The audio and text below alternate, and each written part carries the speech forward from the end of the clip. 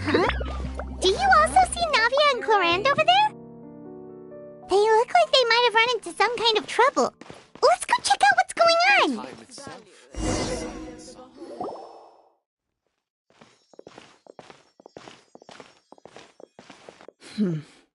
Still no dice?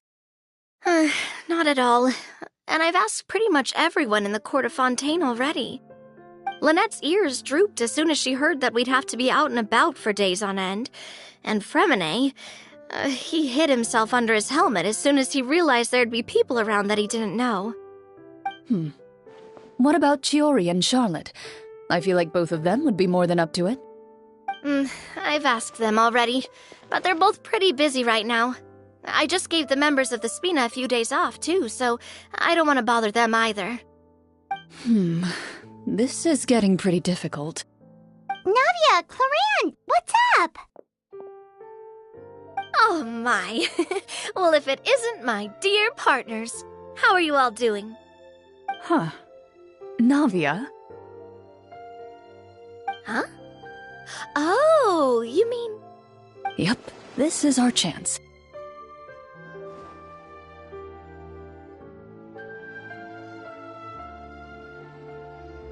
Do you need our help with something?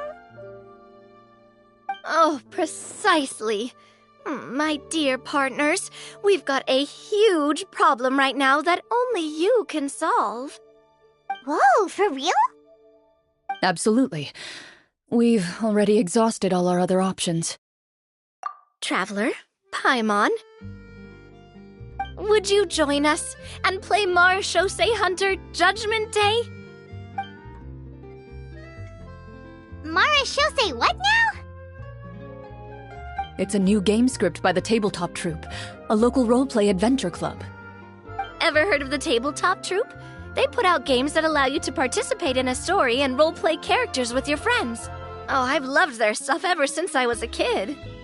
That sounds super interesting! Clorinde and I are both veteran members of the club. Recently, someone came up with a new script and was looking for people to help playtest it for them. And when they asked, of course I couldn't refuse. I mean, come on! A brand new script? Nobody has ever played it before. Generally speaking, scripts at that level of development have a lot of issues, but I think this one is pretty solid. The author obviously put a lot of work into the story, and the world building is also quite credible. Whoa, whoa, whoa! I know I was the one that handed you the script, but some of us haven't read it yet. No spoilers, please.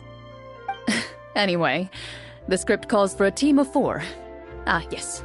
We're missing one final player right now. So, you're saying you'll help us out? I knew I could count on you, partner. Paimon and the Traveler are kind of a package deal. Is that okay? That's not a problem.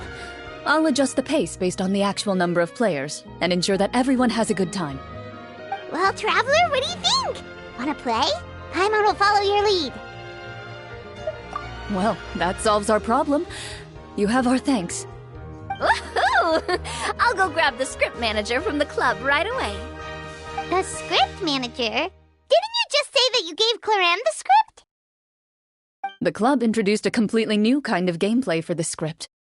In this iteration, the Game Master's version of the script is incomplete. The script manager provides the next part of the script only after players have completed the current list of objectives. On top of that, in order to increase player immersion, the club has created some of the story's sets and scenes in real life. We'll only know where we should go once the script manager reveals the starting location. Wow, you're right! Whoever wrote this script really did put in a lot of work. And it's got a real healthy amount of suspense, right? I mean, even the GM doesn't know how the story will end. I look forward to experiencing it with you all. Why don't you go meet up with the others first? They should all be waiting at Chioria Boutique. I'll come over with the script manager as soon as I find them. Sounds good. Remember to always watch where you're going, and don't rush. You say that like I'm 6 years old or something.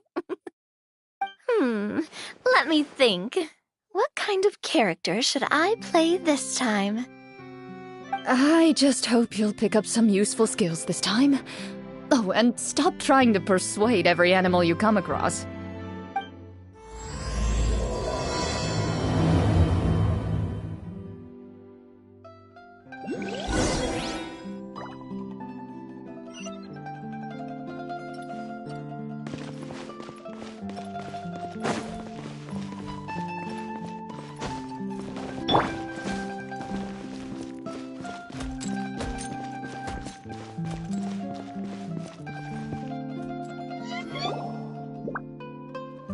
Oh, sorry to keep you waiting. You're back! Huh? And you've got the Traveler and Paimon with you, too! What a pleasant surprise. I assume you'll be joining us for the game then? Linny, Farina! Paimon didn't know you were playing too! Are you also members of the tabletop troupe? I'm more of a casual member, if anything. I haven't taken part in many formal club activities. Lynette Fremine and I play something similar at the Hotel Bouffe Tété sometimes, but I'm usually the GM. Still, I'm sure it'll be fun being a player for the first time. I'm looking forward to it. Well, I'm not a member of the club at all. Clorinde simply woke me up first thing this morning, said there was a good script worth experiencing, and asked if I wanted in. If you're interested, I can give you a referral. That should give you a 40% discount on membership fees. I think I'll wait to see how this experience plays out first, especially when it comes to the quality of the script. If it's sufficiently fun, then I'll join. Do you participate in a lot of tabletop troupe activities, Clorinde? You could say that. She's actually one of the few senior game masters of the troupe. Right. I knew about that even when she was still my subordinate. It's nothing. Really, just a small hobby of mine. Wow. Paimon's so used to seeing you be all upstanding and intimidating as the champion duelist. It's kind of hard to imagine you role-playing with a bunch of friends.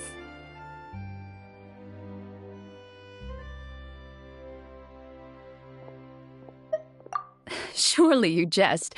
I would never intentionally make things difficult for my players. I maintain a clear boundary between my professional and personal lives. The me you see at court represents the law and order of Fontaine. I put all personal feelings to the side and grant a fair duel to all who seek to defend their honor. But in my personal life, I'm just an ordinary person.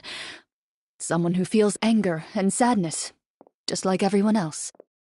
Well, you say that, but for all the time I've known you, I don't think I've ever seen you cry. I've seen you get angry, sure, but now I'm wondering whether you were actually mad or if it just looked that way from the outside. I was probably in work mode during those times. Is that so? Well, in any case, I just feel like even in your personal life, you don't get emotional very often. So you want to see me cry? That might be a little difficult. A show of anger, though, that might be something I could accomplish. No, that's not what I meant.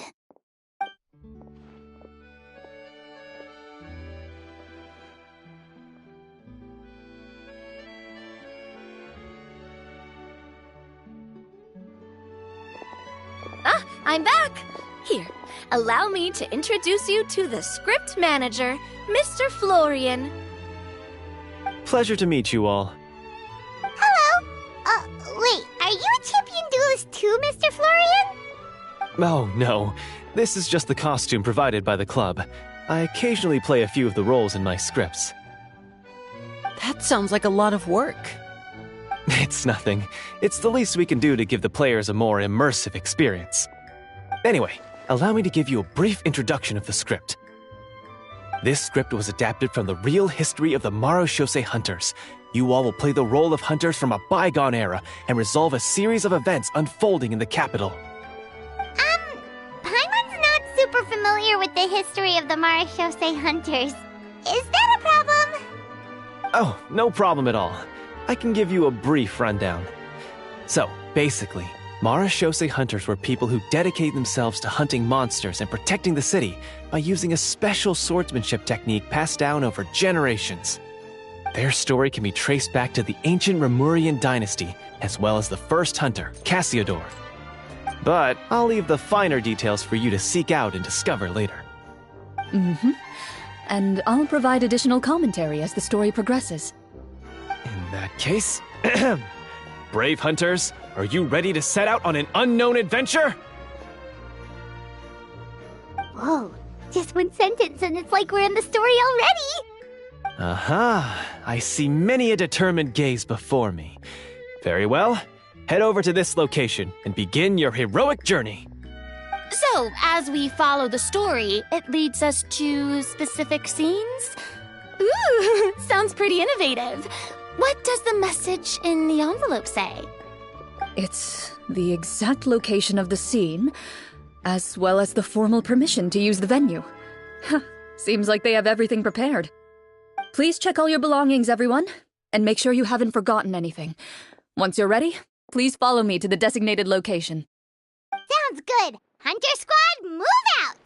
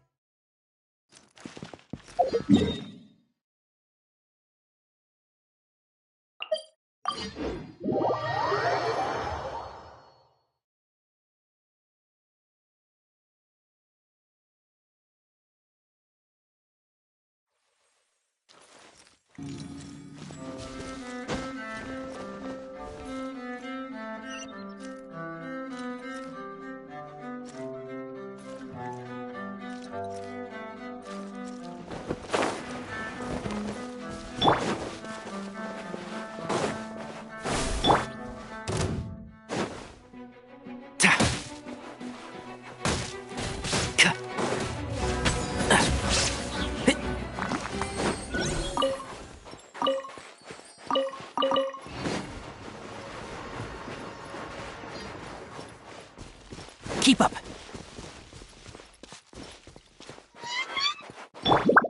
Illusion shot!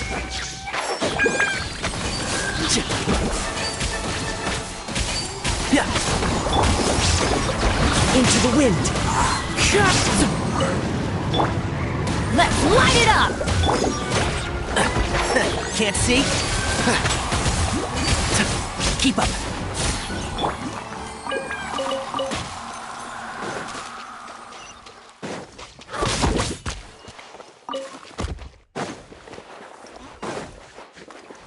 Time to go.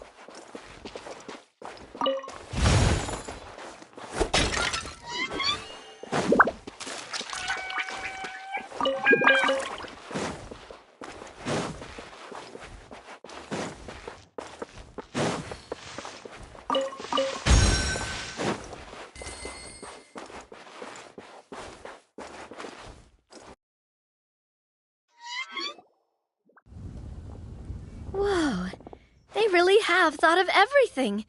Even the phaetometer is here and ready to go for us. The phaetometer? What's that? It's a card that's used to determine action success or failure. We'll need to use it when we try to use certain skills. And what about all the dessert and tea? Is that for us as well? That's what the message said. Really? That's so nice. It feels just like a tea party with friends. Those snacks have Paimon's name written all over them! I think you might be more of a snack hunter than a Marashose hunter, Paimon. Snack Hunter Paimon reported for duty! If there are delicious snacks to be found, Paimon will track down every last one! The desserts are great, but I'm still looking forward to the story more than anything. Very fair. Then, let us begin. First, please pick up the blank character cards in front of you and write down your name and profession. You can find an abbreviated version of the rules printed on the back of your character card. If you have any questions, feel free to ask me. In this story, Everyone is a Marashosei hunter. To reflect this, the club has prepared a small badge for everyone. Ooh, nice! As hunters, you have proficiency in swordsmanship and fighting by default, so there's no need to allocate any additional skill points to those areas. Swordsmanship? So there's a fighting part to all of this? Paimon's not sure she can do all that on her own. Maybe Paimon can just stick with you? Why don't you share a character card then? The Traveler will be the Marashosei hunter, and you can be his little floating assistant. Kinda like in real life. So, for the name, do I fill it out with the name of my character? Yep. It can be any name you like. You can use your real name too if you want. I do that whenever I get too lazy to think of a new name. Oh, so it would be like experiencing a different life, but still as yourself. That's not a bad idea. In that case, I think I'll continue to use the name Linny then. Next up is the skill sheet. You have a limited amount of skill points that you can use to learn a number of skills. The more points you invest in a particular skill, the easier it will be to pass associated checks. I'll take persuasion and investigation. Those are must-haves when it comes to missions like these. Oh, those skills sound like they'd be useful for gathering intelligence! Good idea, Navia! Just as expected of a veteran player. So should we also take those skills then? Not necessarily. Since we're working together as a team, we could leave the negotiations to Navia and use our skill points to pick up other useful skills. For example, I think I'll take stealth and sleight of hand. That will give us more options if we run into any situations we can't negotiate our way out of. Oh, interesting. I wasn't thinking about it like that. I suppose it's not so different from an acting troupe. Everyone has their own role to play. Let me see. I'll take arts and performance. I'm not quite sure what use they'll be, but I'm not as knowledgeable about the other skills, and I am not too confident I'd be able to roleplay them well. Well, that leaves us. What do you want to learn, Traveler?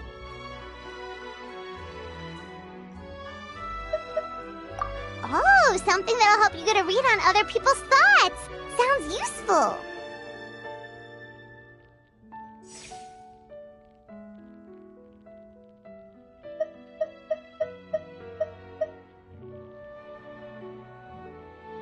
Ooh, so you want to help people when they're injured. That's nice of you. So what do you think? Are you sure you want to learn these two skills? Let's see. Oh, looks like you each have enough points to choose one final skill. You've all picked such classic skills. It's fine to go a little bit out of the box, you know. Why do I get the feeling she's getting ready to cause trouble? For example, this one here. Summon. Doesn't it sound super mysterious and cool? Oh, I saw that one just now as well. The description says, this skill can be used under certain circumstances to summon characters or creatures that fit the script's world-building rules. The script's world-building rules, huh? But how are we supposed to know what a Marashosei hunter can summon? Oh, that's not for us to worry about, my friend. Just learn the skills that interest you, and the GM will take care of the rest. All right, you've convinced Paimon. Let's learn summon, then. Paimon can't wait to see what kind of thing shows up. Well, now that everyone's more or less finished creating their characters, we can begin. Since two of our players are doing this for the first time, though, let me ask. Would you like to play on easy mode or authentic mode? What's the difference between the two? Well, in role-playing games, the story sometimes changes based on the decisions of the players and the results of the fatometer. For example, if you fail a check, That means you cannot use the target skill in that scenario. A critical failure may even result in further negative consequences. If you choose to play in Authentic mode, every time you elect to use a skill, you'll need to use the Fatometer to see whether you succeed or fail, and face any consequences that may follow. If you choose Easy mode instead, every check will be successful by default, and you won't have to worry about luck playing a factor.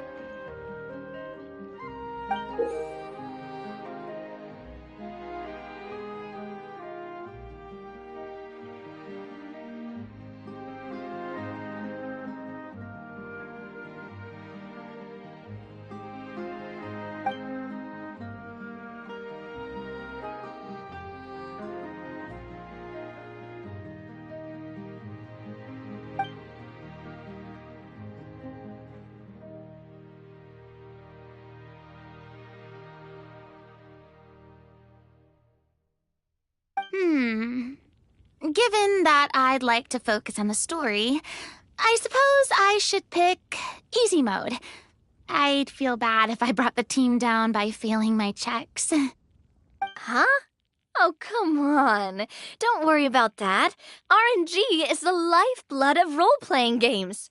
I'm going with Authentic mode for sure. Never knowing what you might have to overcome. Ugh, doesn't that sound exciting? I'd rather be mentally prepared for what might happen. All right, then I'll mark down Farina for Easy mode. All her checks will be successful by default. As usual, Navia and Linny will play on Authentic mode. What about you, dear partner? How would you like to play?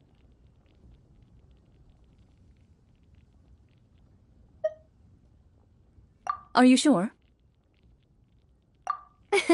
Trust me, you'll see the beauty of RNG. Honestly, I don't think Clorinde would make things too difficult for us no matter what the Fatometer says. Isn't that right, Clorinde? No promises. That wasn't super reassuring. Well, anyway, enough talk. Let's get started. I want to experience at least a good chunk of the story today. Speaking of the story, why is the beginning scene on a beach? Well, that's because... A long time ago, back when human civilization was still in its infancy, powerful demons and evil sorcerers ruled over the land. They created a host of monsters and sent them to slaughter all humans in existence.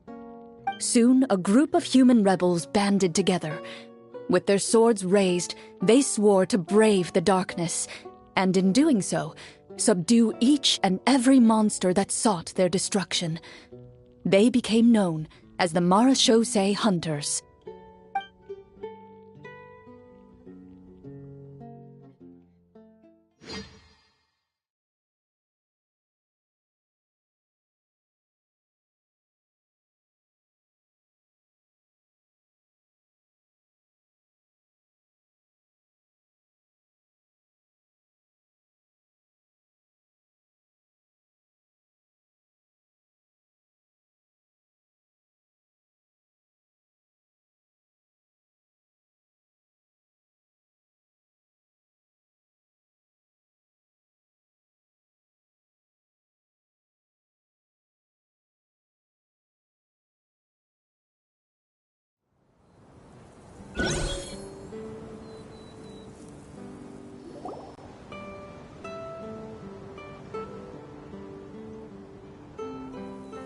Sometime later, as a member of the Marachose Hunters, you receive a commission. Following the address provided on the message, you take a boat and arrive at this strange city.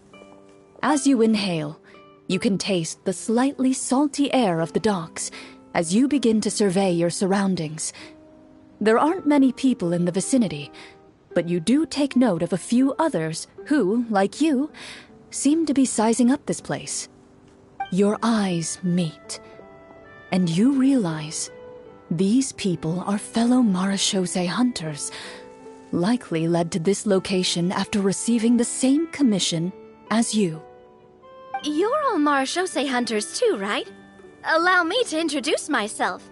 The name's Navia, monster hunter by trade and helpful neighborhood businesswoman on the side.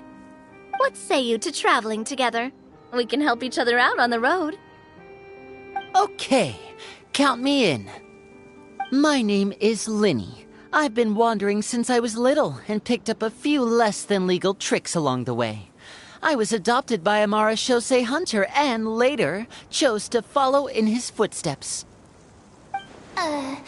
Is this where you introduce your character to everyone? It sounds like they've done this dozens of times. My name is Farina, and, I grew up in a noble family.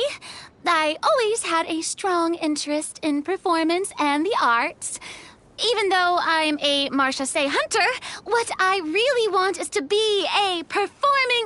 Hey, that's really cool. You can do it, Farina. That's exactly how it's done. Paimon is Paimon, a good friend and companion to this Marashose hunter right here. I've been studying medicine ever since I was a child. I want to do my part to eradicate these monsters and use what I've learned to heal others. Oh, welcome, welcome. When we face the monsters, I'll make sure to charge in front to give everyone some cover. You can take care of the healing at the back. You open your envelopes at the same time. The message reads, "To the honorable and trustworthy Marashose hunters, our kingdom is currently facing a grave crisis. The lands outside the capital have been overtaken by monsters, and our people are being led astray by forces of wickedness. We beseech you, please help us resolve this crisis and return peace and stability to our home." Huh. The layout of this city looks super familiar. It kind of reminds Paimon of Mondstadt. The scriptwriter must have used a real-world city as a reference when coming up with the map. As experienced hunters, the layout of the city reminds you of places once traveled. You recall the sight of tree-lined streets and the gentle tranquility of days gone by. Yet, as you regard the city in front of you, it appears to be little more than an empty shell. Its hollow gates are open to you, beckoning you to come forth and bring salvation back to the town. I carefully read every line of the letter and turn my attention to the signatures at the bottom. Who issued this commission to us? You see a long string of unfamiliar names. It would seem that many of the residents of the city issued this commission together. They sensed that things were not right within the kingdom and sent a distress signal to the outside world. In that case, why don't we take a walk around the city and see if we can learn anything from the local residents? Oh, good idea. We might be able to get some leads on the monsters and bad guys we're after. You look up and see a tavern nearby. It appears to be open for the day.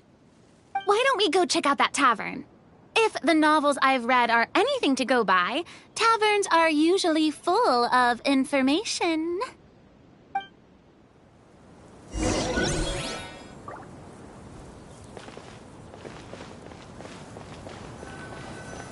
As you approach the tavern, you find a plainly dressed woman standing nearby. She appears to be rather troubled about something.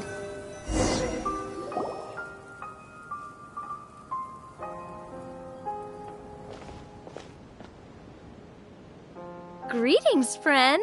Lovely weather we're having today, don't you think? Oh, hello. I suppose you're right. The weather today is quite lovely. If only those monsters out there would stop causing trouble. It seems like every character included in the script has a certain amount of useful information to offer. If we keep asking questions, we might be able to get some good leads. Oh, come now, don't be sad. Life is all about optimism. Oh, that reminds me. What did you have? Huh? I don't think that's the kind of question we're supposed to ask. Nothing turns a frown upside down like good food. How about some You didn't even take cooking as one of your skill proficiencies. That's not necessary, miss. Excuse me for saying this, but you don't... So you're someone who barely smiles and doesn't like sweets. You're really starting to remind me of this... Hey! Did she just... me? Clorinde must have broke character for a second. This isn't getting us anywhere. Traveler, maybe you can think of something.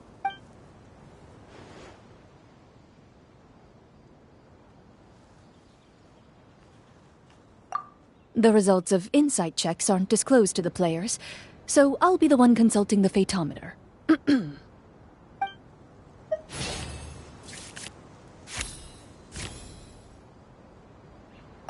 You recall all the lessons you've learned in your time and begin to carefully observe the woman's mannerisms. You notice that when she's quiet, she has an empty look in her eyes, as if her thoughts have drifted to a place far, far away.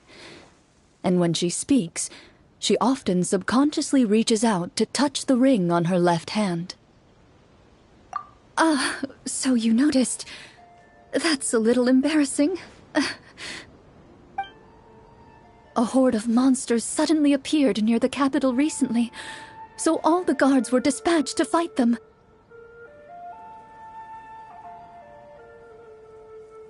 Do you remember when those monsters appeared? I'm not completely sure. All I know is that my husband was dispatched to fight them 3 days ago. Do you know where he was sent? It all happened so fast. When we said our goodbyes, he couldn't even tell me where they were sending him. You have our thanks, friend. We'll find and defeat those monsters as soon as possible. We sincerely hope your husband will be able to return to your side soon. Oh, thank you. Don't worry. We'll find him. Just try to remain optimistic and wait for good news. We don't always get to choose what happens to us. But we do get to choose the little things, like what we eat and how we respond to the things life throws our way. I hope that one day, you too will recognize the power of something as small and inconsequential as a delicious dessert. I'll do my best. You bid farewell to the woman, and continue your journey further into the city.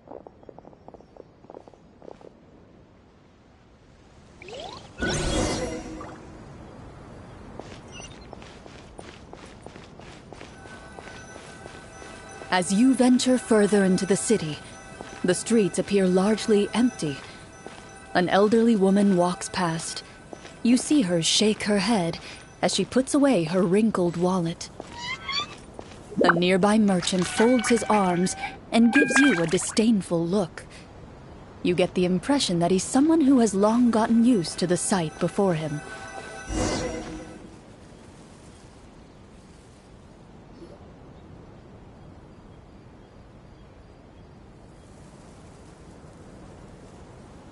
Although he doesn't seem very friendly, merchants are usually a good source of information, right? Pardon me, sir. I'd like to ask a question if I may. That depends. How much are you willing to pay? How about this much? What do you take me for? Some lowly beggar? You can't even buy half an onion with that amount.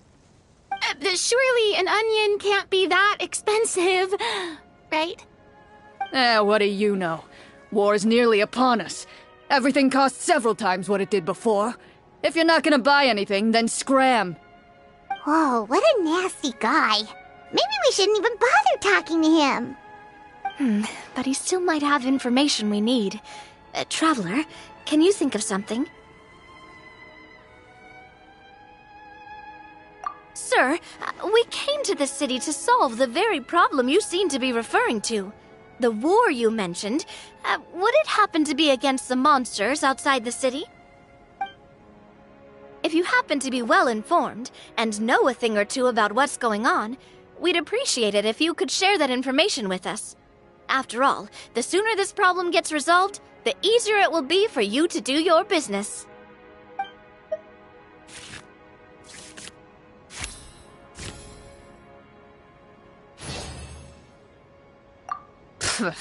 Well, things are basically as you said, young lady.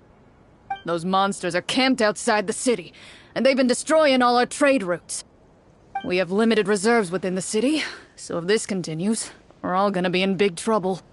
Wait, you're saying no one has put a plan in place to distribute supplies or maintain order? We could all starve, and those nobles in the palace wouldn't even break a sweat. Who knows? Maybe they've been in cahoots with the monsters all along. That is concerning. All right. That's all the information you need, right? Off with you now. I've still got business to do. You know, if you smiled a little...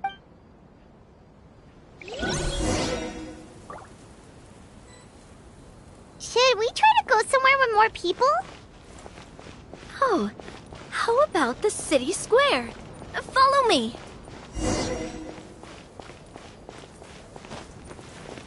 Before you lies the city's central square.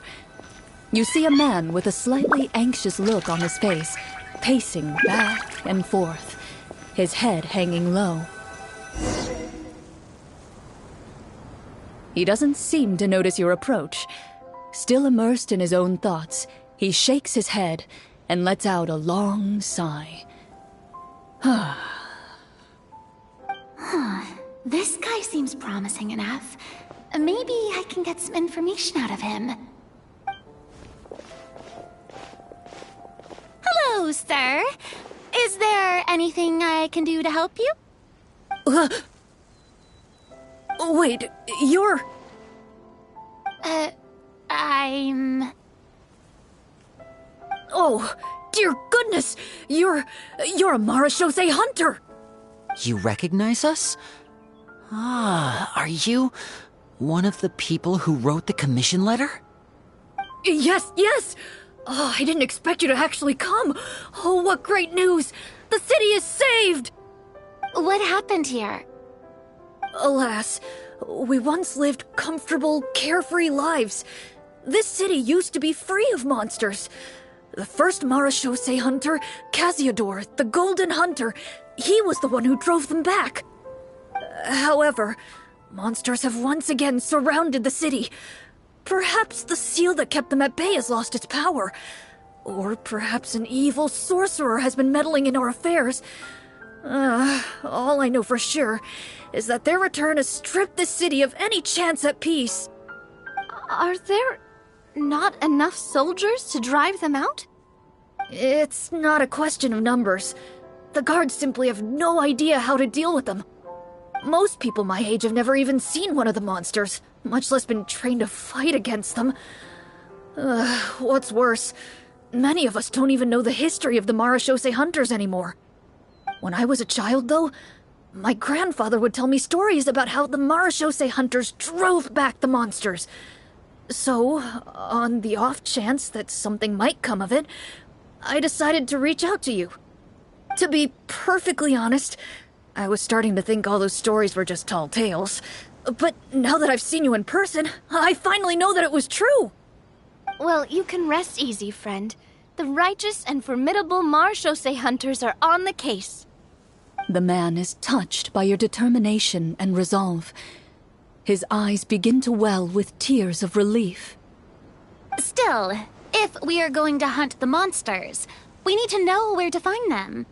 Can you give us any leads? All I know is that the area outside the city is dangerous. I'm afraid I can't point you toward a specific location. Oh, although, if you leave the capital through the main gate and follow the road, you should run into a group of guards.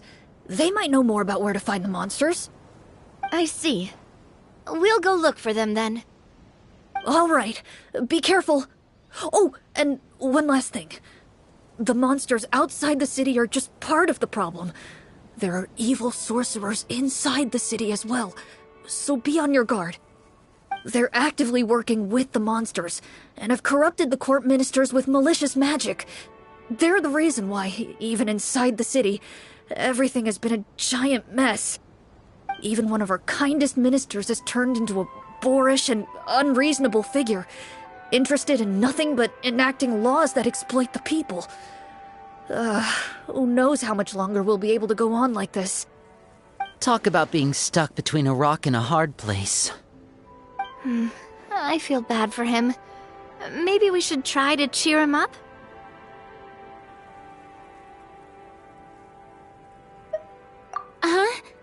Like, now? Is this really the right time?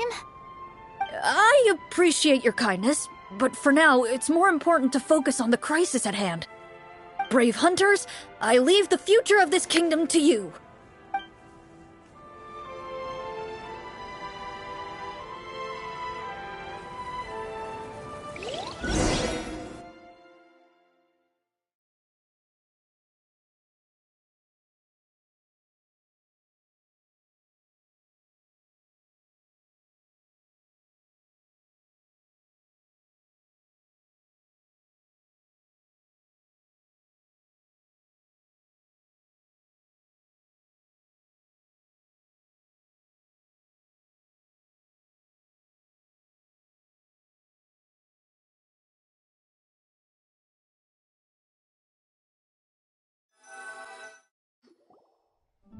If I understood correctly, there are currently 2 problems in the kingdom that need solving, right?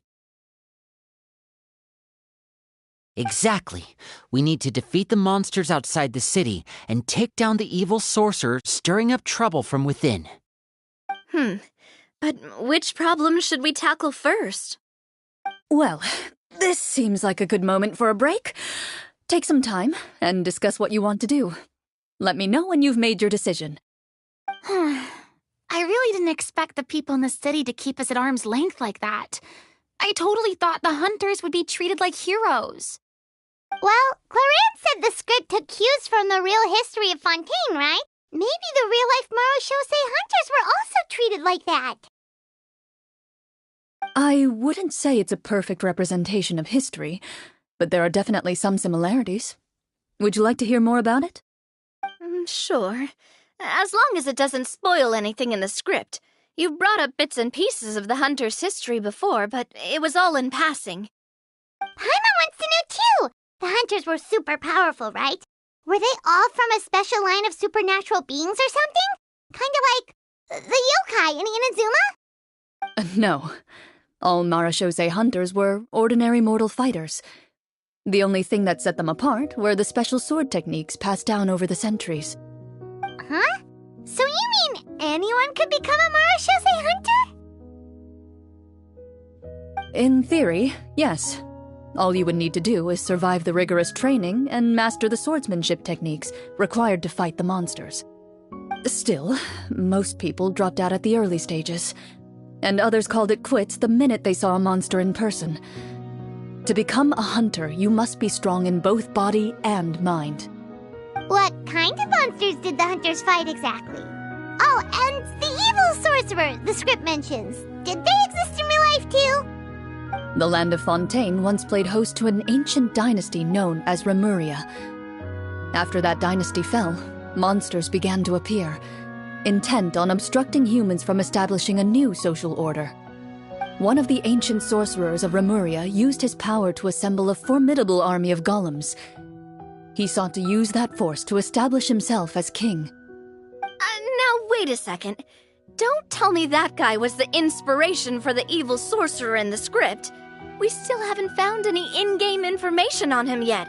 So, why don't you talk about someone else for now? Well, I wasn't planning on going into anything you might be able to find out in the game. But if you want me to talk about something else, then... How about Casiodor, the Golden Hunter? Or Egeria, the ex-Hydro Archon? Wait, but those people are all from a super long time ago.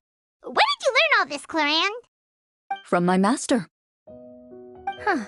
By master, you mean Miss Petronia? Is someone you know? Absolutely. Miss Petronia and my father were good friends.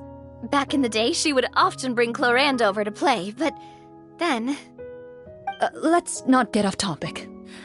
Anyway, back to what I was saying. Responding to Egeria's call, a number of warriors followed Cassiodor into battle against the monsters. This group of warriors, under Cassiodor's leadership, became known as the Marechaussee Hunters. Yet, as Fontaine entered an era of peace, their work gradually became obsolete.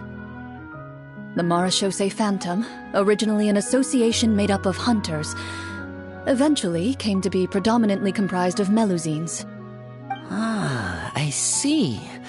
That explains why most of the people in the script have forgotten the hunters or think of them as nothing more than a legend. Is that really a bad thing, though? It can get tough always being the one shouldering everyone's expectations. Depends on who you ask, I suppose. If the name of the organization no longer commands respect, investigative work is bound to suffer. Speaking of investigations, which problem should we tackle first? Monsters or evil sorcerer?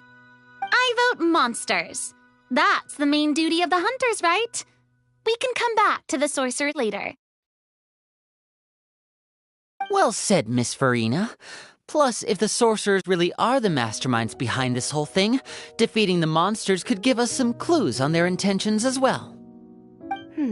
What about you, partner? What do you think? It's decided then. All right. After some discussion, you decide to turn around and head out of the city.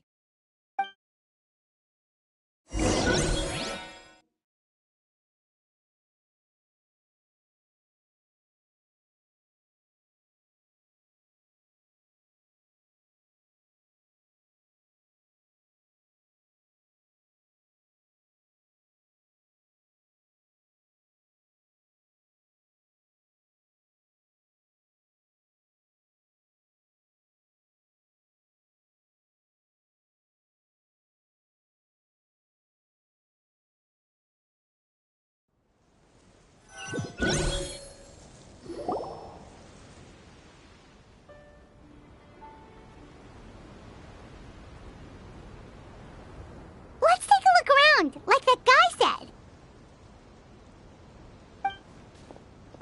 You there! Outsiders, halt! Who's there? An armored man approaches you. He has a tall, muscular build and a determined expression in his eyes.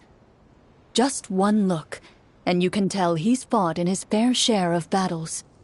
Although he's trying his best to conceal his current state, his uneven gait and the sweat dripping down his forehead make it obvious that he's been wounded and is in serious pain. I'm the captain of the guard. I saw you sneaking around the city earlier, so I'll only ask this once. State your purpose, or it's off to the dungeons for the lot of you. Wow, it's been a while since someone's been this suspicious of us. I said talk, not whisper between yourselves. Have you ever heard... Marechaussee Hunters? Ha! That fairy tale, you mean? What, you expect me to believe you're one of them?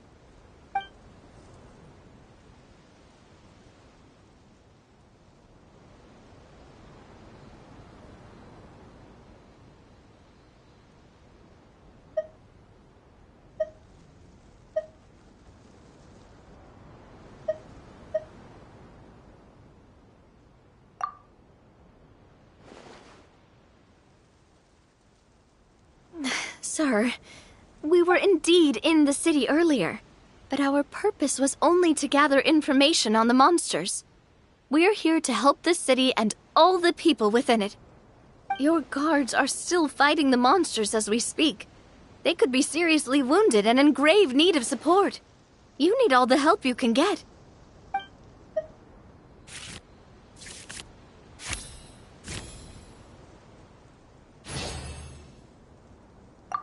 The man regards you with doubt and concern.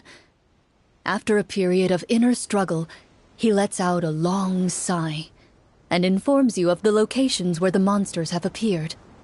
Those monsters aren't easy to deal with, but if you insist on going, I won't stop you either. I just hope all the guards will be able to come back to their families alive. I wish you the best of luck.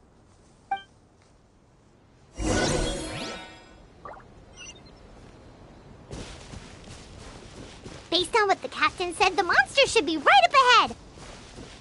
Let's go. Hopefully we're not too late.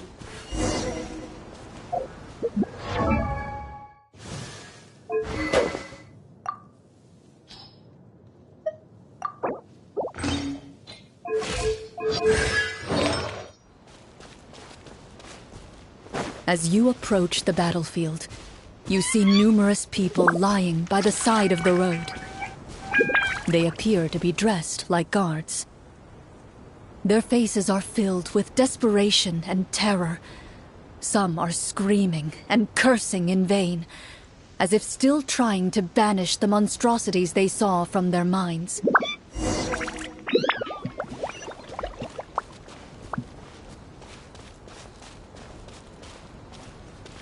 A few of the wounded look up at you in shock and disbelief. "Quick, leave this place. Turn around and don't look back," they yell.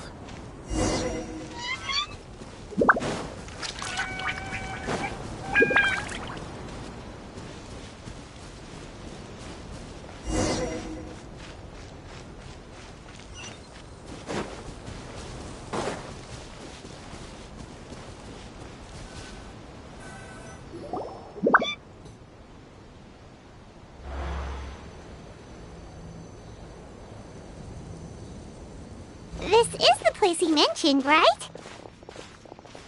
You see broken iron swords scattered all around you, and downed trees riddled with terrifying claw marks. All the signs point to one thing. A truly devastating battle just took place here. Be on your guard, everyone. The monsters might still be around. Before you can finish your sentence, you hear rustling sounds from the surrounding bushes. The monsters have emerged. They close in on you without fear. You get the impression that, in their bloodthirsty eyes, you're just another meal for them to devour. A little help here! This thing wants to eat Paimon! Your battle round begins now.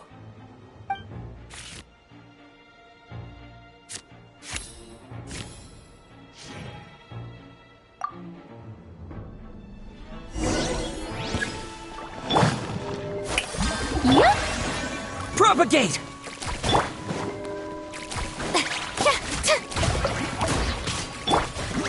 Feeling lucky? Fire! Well, with rocks. The next battle round begins now.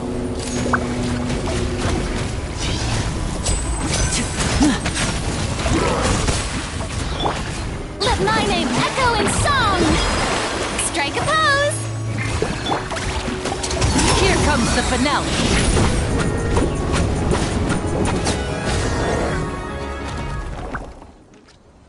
The monsters let out a terrifying roar of anger and resentment before dissipating into thin air.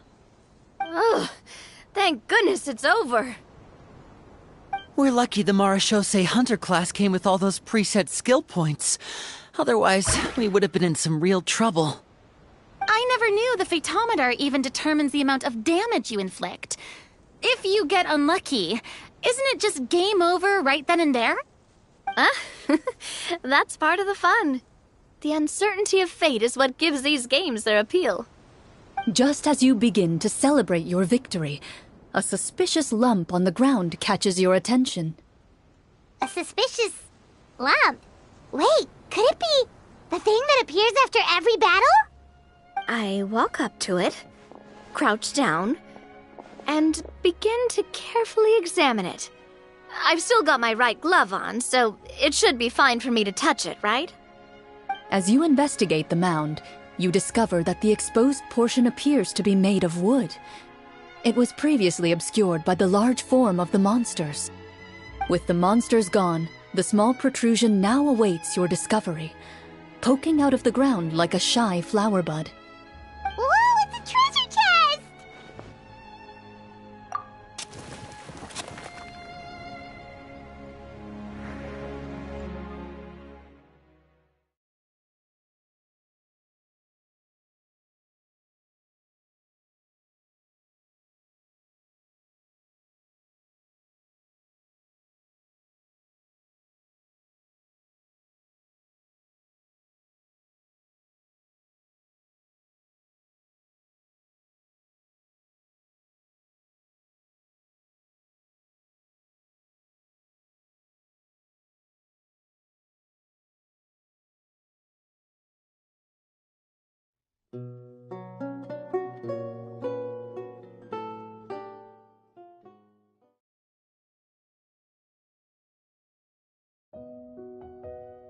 Even without opening it, you can tell from the mora and jewels scattered around the chest that it must contain quite the fortune. Makes sense. We worked hard for this. Let's open it and we can share what's inside. I can understand your excitement, Paimon, but think about it.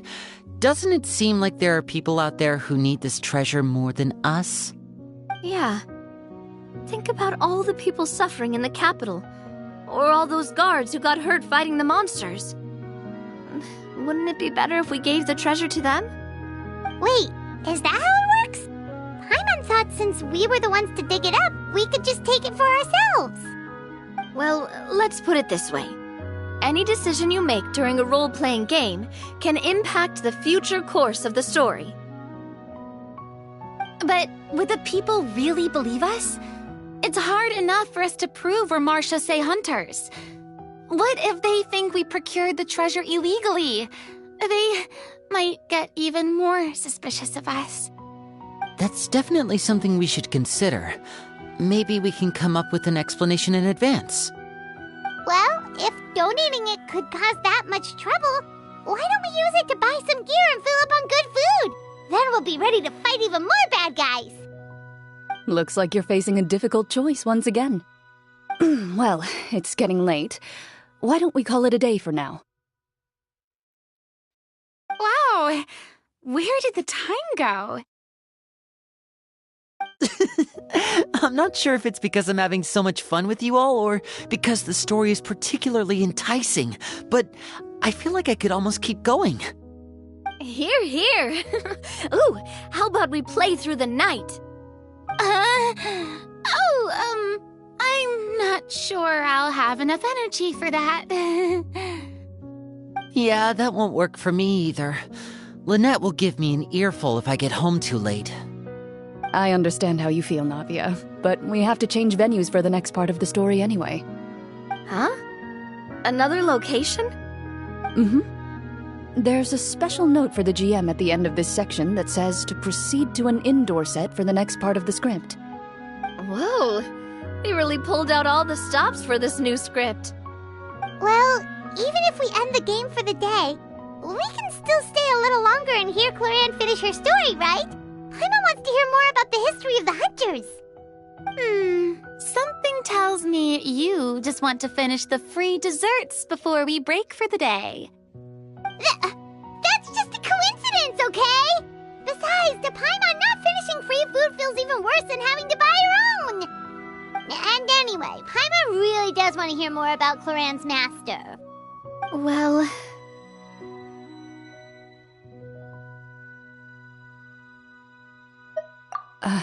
It's nothing. I appreciate the concern, but it's all in the past.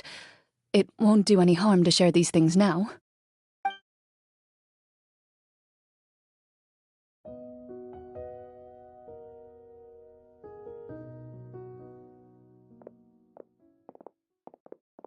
My earliest memories are of living with Master. According to her, she saved me from certain people of ill repute. My birth parents had left me behind some time before that. What a heavy beginning for a life story. Master was a fascinating individual, if inexperienced in the ways of raising children. My first ever toy was a short sword. Although I suppose it wasn't so much a toy as something Master removed from her waist and handed to a noisy child in need of distraction. Oh, wait, so she handed an actual sword to a child? Isn't that dangerous? Did you... Of course I did. I cut my palm and bled quite a lot. But Master was not concerned. She just stood there and casually lectured me about it. See, that's what you get for not holding the sword properly, she told me. She then crouched down next to me and said, "Give me your hand. I'll teach you to bandage this wound. After that, it's time to learn how to truly hold a blade." Excuse me for asking this, Clorinde, but how old were you exactly when all this happened? Probably around, 3, give or take. 3? Isn't that when most kids are still struggling to hold a fork? As I said, Master was rather inexperienced in the ways of raising children. She believed trial and error was the best way to teach a child what they're capable of. I'm not so sure this is a question of experience. I didn't see anything wrong with her ways at the time. And anyway, children don't get to choose how they're raised. Oh, she did bring me back a pet from Liyue once. It was a Geovishap hatchling. A Geovishap hatchling? For a pet? That seems even more dangerous! What she said was this: make sure to get along, you two. If you really can't agree on something, just settle it with a fight. Whoever loses is the real pet. And how old were you when this happened? 5. Well, did you win? No, I lost. So, you're saying you actually became the Geovishap's pet? Yes, but only for a week. By the end of that week, I defeated it in combat, and we've shared a cordial relationship ever since.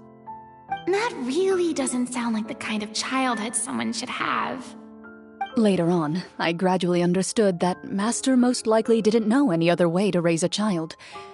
She was a marechaussee hunter, but I never heard her bring up her own parents. Thanks to her, I learned how to navigate the forest by the age of 6, and could hunt monsters in the wild by myself the year after that. Even though the training she subjected me to was strict, she always made sure to take me traveling when she had the time. We met many of her friends during those days. That was also how I met Mr. Callis and his family. I still remember the first time we met. You were too scared to join our picnic and hid behind Ms. Petronia the whole time. I still hadn't really met many children my age at that time, so I didn't know how to interact with others. After that, though, you started coming over a lot. You loved challenging people to shooting competitions, remember? I don't think many members of the Spina ever beat you in one of those. I had a lot of fun during those days. I enjoyed them too. Oh, do you remember that one time we went exploring around the Spina together? We overheard Papa call your master Fontaine's Protector of Justice. We tried to pretend like we never heard anything, but you nearly let it slip that one time. Protector of Justice? Oh, wait, you mean that vigilante hero from 20 years ago? The one who is always active at night? Yep, that would be her. She often would put on a black cloak and go out at night. I never knew where she went or what she was doing. Until, like Navia said, we overheard the truth from Mr. Callis that night. 20 years ago, huh? I still remember the guards leaving all kinds of witness reports about her on Nervalette's desk. My apologies. Oh, there's no need to apologize. You had nothing to do with it. And anyway, everything she did was for a good cause. Although, calling herself the Protector of Order was a bit much, especially when she deliberately operated outside the law. Huh? When did the Protector of Justice become the Protector of Order?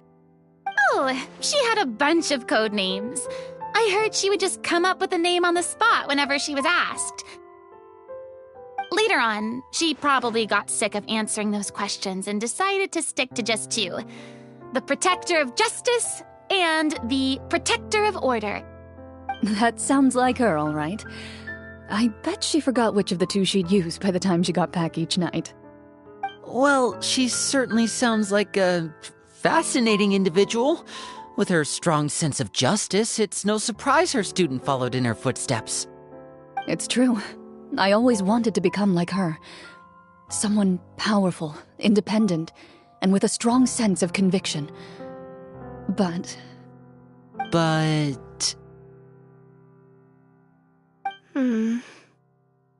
She suddenly disappeared the night I turned 10 years old. Disappeared? What happened? I have no idea. She didn't even leave a note. I was never able to find out where she went. That night, I was celebrating my birthday at Navia's house, but Master never came to pick me up. When I returned home on my own, it was to an empty house. When she still didn't appear after a few days, I went to Mr. Callus's house to ask about her whereabouts, but he only shook his head.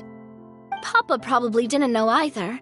I know he sent a few people to investigate the matter in secret, but they never found any credible leads. Don't worry, I understand. To be perfectly honest, given Master's personality and way of doing things, it all made a lot of sense.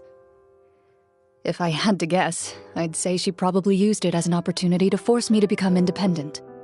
Just like how, when a litter of kittens reaches a certain age, the mother willingly leaves them behind.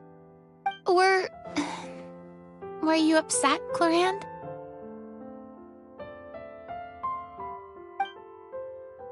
I was at first, but not anymore. I don't believe Master would suddenly disappear for no reason. There must have been something she just had to do. Well, despite everything, you still managed to follow in her footsteps and become the greatest champion duelist in all of Fontaine. You're practically a living symbol of law and justice. I suspect my position would be far too by the books for her. Master always did whatever she pleased. But you're right.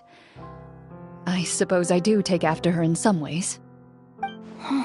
Who knew Clorinde had such an interesting past?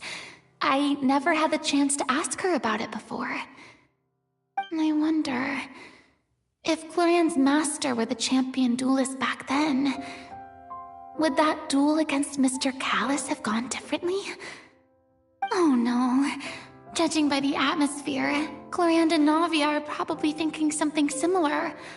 The mood just got super awkward all of a sudden. Well, anyway. Would you look at the time? It's getting dark, so we should probably call it a day for real this time. If we keep talking like this, we really will be here all night. I had a great time today, Miss Clorinde. Thank you for being our GM. Anytime. The script was good, but I've got to say, your childhood stories were even better. Hey, you should tell us more about that fight against the Geo-Bishop sometime. Maybe your master was onto something. You could be right. What does she mean, onto something?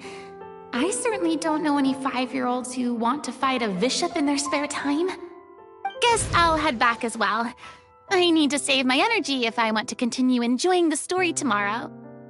You're that excited to hear about my fight with the bishop? I was talking about the script.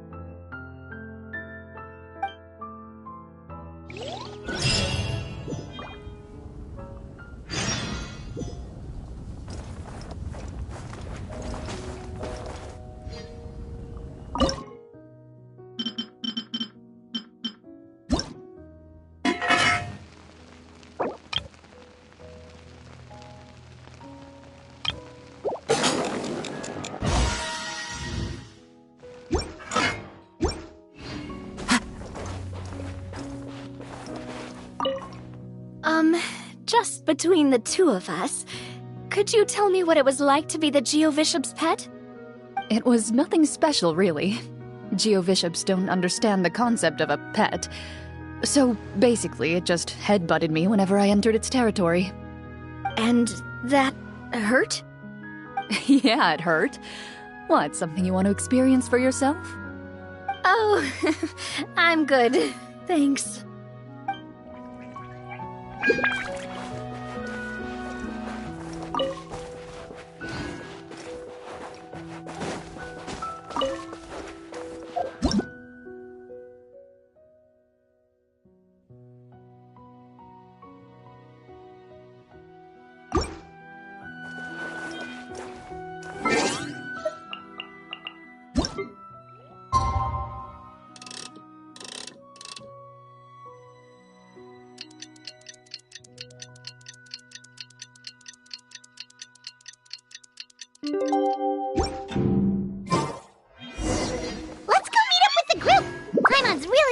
forward to today's story.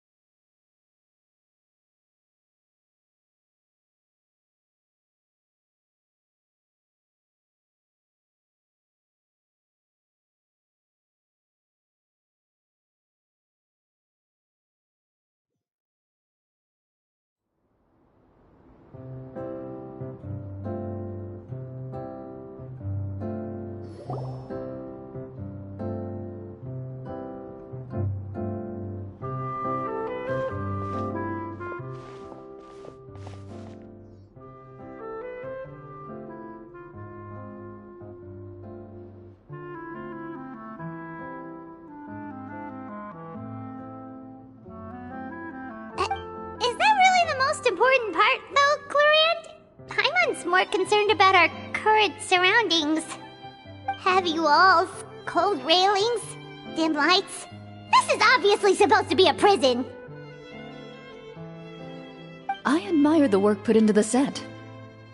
Still, it's obvious the scriptwriter has never paid a visit to the fortress of Meripede. So this set is going to be a part of the script? Unfortunately, that is something I can neither confirm nor deny. Anyone think Clorinde's smile is starting to look kinda scary? Well, whatever happens, we'll just have to push on. But first, we should really figure out what to do with this treasure.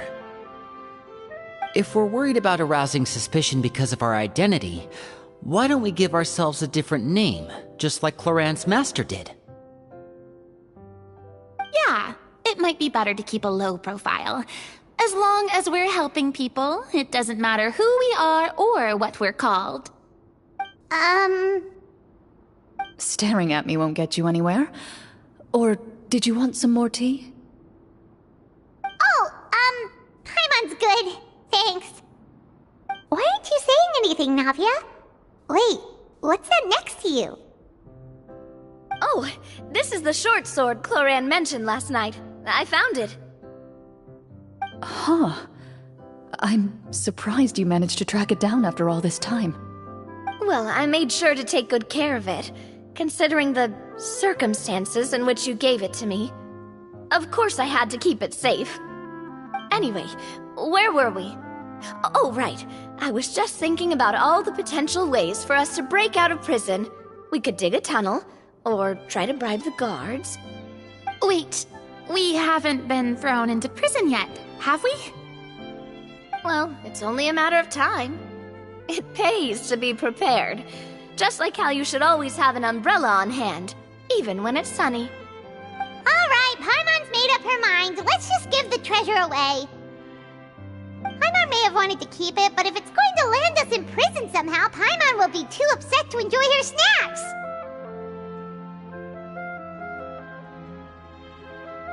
So, you've reached an agreement? All right then, we can continue with the story. Oh, and we'll collect all the scattered pieces of treasure on the ground as well. All right. You collect the treasure and make your way back to the capital with your bag of loot in hand.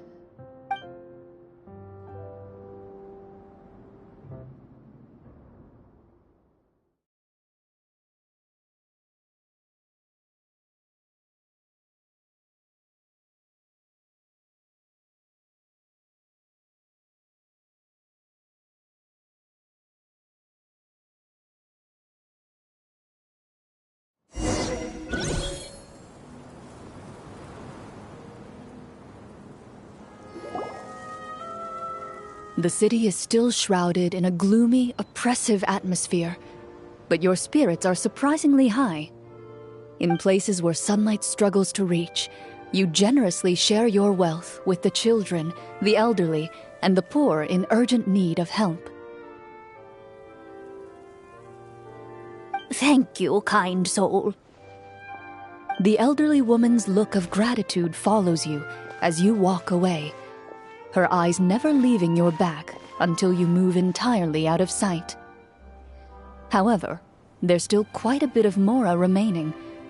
It appears you haven't made much progress. She's probably trying to tell us to speed this up. We need to hurry up so we can address the sorcerer problem. Should we go find that man again at the square? He seemed like a pretty responsible guy. I'm sure he knows the people here far better than us. Oh, good idea! Just as you start to make way to the square, intent on finding the man again, there's a voice.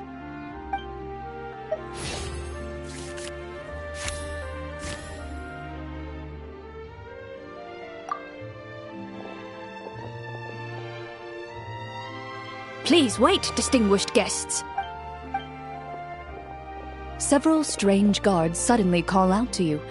They run forward to meet you and proceed to politely pay their respects. Greetings, gentlemen. Are we being invited for afternoon tea? Surely you jest, my lady. That would not be our place. It is His Excellency the King who requests to meet with you. Please come with us.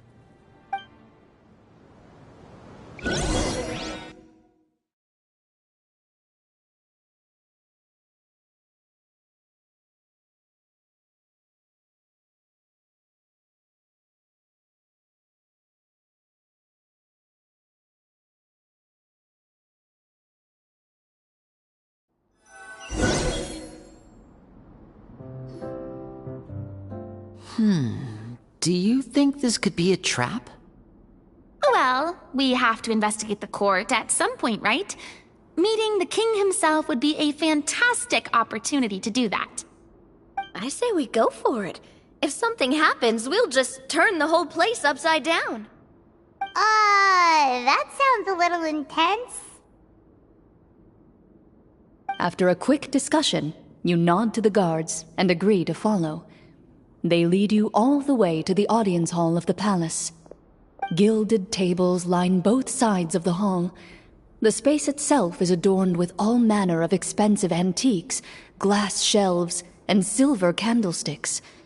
The items appear quite ordinary in size and dimension, yet their presence somehow makes the emptiness of the hall feel even more surreal and ominous. Wow, it's so luxurious! The elderly king, clad in a magnificent robe, sits upon the deep crimson throne before you. He wears above his head a majestic crown, with a gemstone the size of a bird's egg set right at the very front. As you observe it, you see a complex pattern of light reflect off its surface. They're here, Your Majesty. A man dressed in dark clothes, likely a minister, shields his mouth with his hands and bends down to whisper a few words to the king. After a moment, he lowers his hands and stands back up.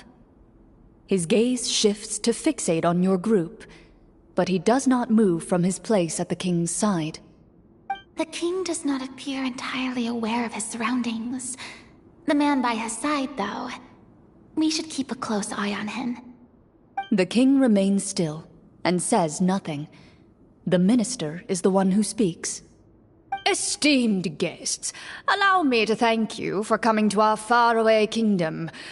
Unfortunately, His Majesty the King finds himself quite exhausted from work. So please allow me, his Prime Minister, to welcome you in his stead. I've heard tell that your group, the Marechaussee Hunters, used your exceptional ability with the sword to repel the monsters near the capital. Such a great deed deserves to be rewarded. However, seeing that I was not fortunate enough to observe such a feat with my own eyes, you'll forgive me for seeking to verify the truth by speaking to you myself. Well, we've got nothing to hide. you brought us here to talk, right? So we'll just explain what happened.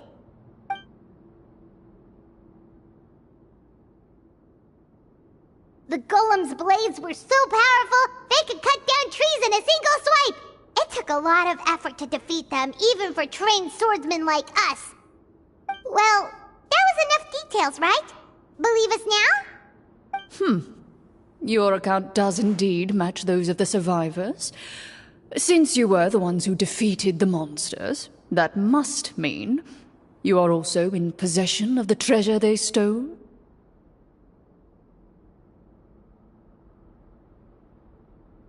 Well, we did take the treasure. How did he know about the treasure? Then I must ask that you... Wait, but didn't you just say that our great deed deserved a reward? Shouldn't the treasure be considered a part of that? Yes, that was indeed what I said. But you seem to have forgotten a very important distinction. Only that which is freely given by the king can be considered a reward. Taking the rightful wealth of a kingdom without said permission, on the other hand, is a crime. But that's completely unreasonable. Yeah, that makes no sense! If it weren't for us, the treasure would still be buried underground somewhere! Maybe so, yet the fact remains. You tried to dispose of the treasure without reporting it to the court. What, no answer? Surely you're not insinuating that you, a group of legendary marechaussee hunters, sought to take the treasure for yourselves? Well, what about the king? Is he just gonna let this guy talk for him the whole time? Clad in his magnificent robe, the king remains seated, with his hands resting on either side of the throne. His posture is rigid and unmoving. He stares forward with an empty look in his eyes, completely... From the look of things, could the Prime Minister be the evil sorcerer? Or could both the king and... I would like to observe the number of guards stationed in the hall. The guards in the palace appear fully armed, their expressions solemn. Sensing the tense atmosphere in the room, they stand at the ready, each with a hand placed upon the hilt of their sword, as if prepared to draw their weapons and surround you at a moment's notice. Well, there goes my plan to turn the whole place upside down, I guess. It appears we've been visited by nothing more than a group of ill-intentioned imposters. Before I decide your fate, however... Can't we try to slip away? Or maybe start... But if we try to fight the guards right now... Don't worry. At least we figured out who's behind all this. Let's just play it by ear. If you're scared, Paimon, just hold my hand. Thanks, you guys. You allow yourself to be led away by guards surrounding you on both sides. It's only when you begin to feel drops of water falling from the dungeon ceiling and smell the stench of death and decay all around you that you finally realize you've stepped into a completely different world. Stay here, and don't try anything funny. The guards lock the cell door and leave without looking back. Wait, sir! Your voice echoes through the dark hall, but the only response you receive is the sound of water dripping from the ceiling. No! What should we do now? Carve out a new path of fate with our own two hands, of course. I draw my weapon. You reach toward your waist, but find nothing there. You now recall that your weapons were confiscated before the guards locked you in the cell. The bag of treasure along with them. What about that knife I hid in my book? When did you hide it in there? When I was thinking about digging a tunnel. Rejected. You failed to inform the GM of this course of action. Moreover, the guards would have conducted a thorough search before throwing you in prison. And the keys to the cell aren't anywhere to be seen? Correct. You don't even feel a lock hole on the cell door. Well, there goes all our plans. Indeed. Huh? Why are you the one saying indeed?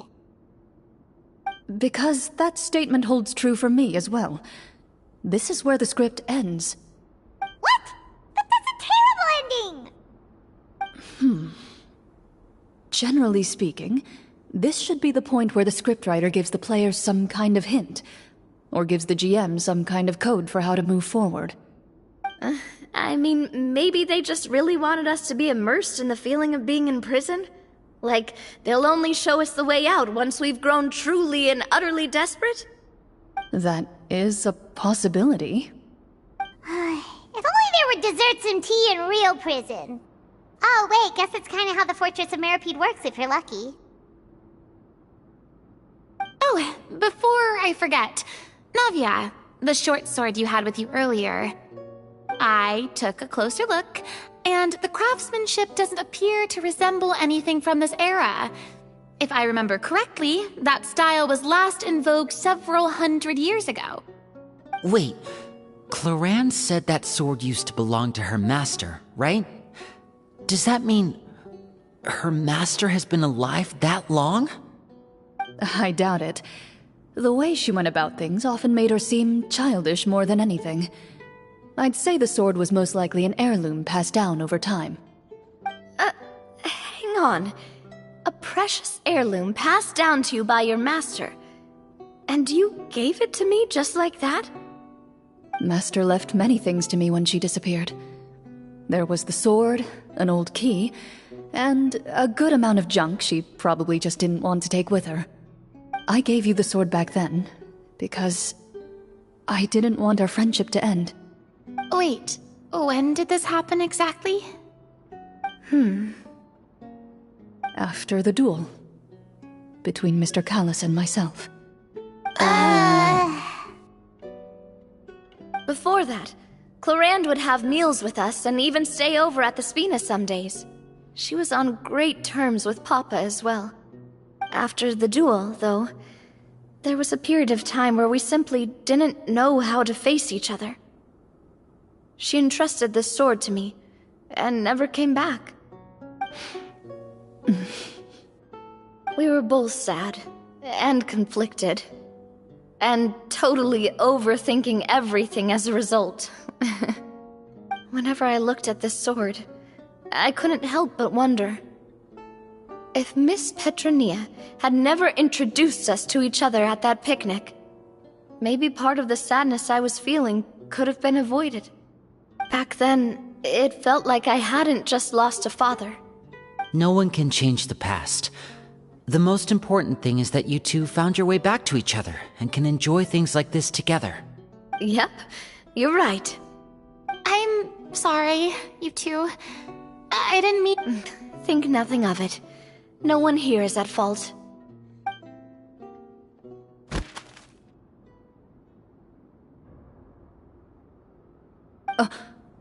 Huh?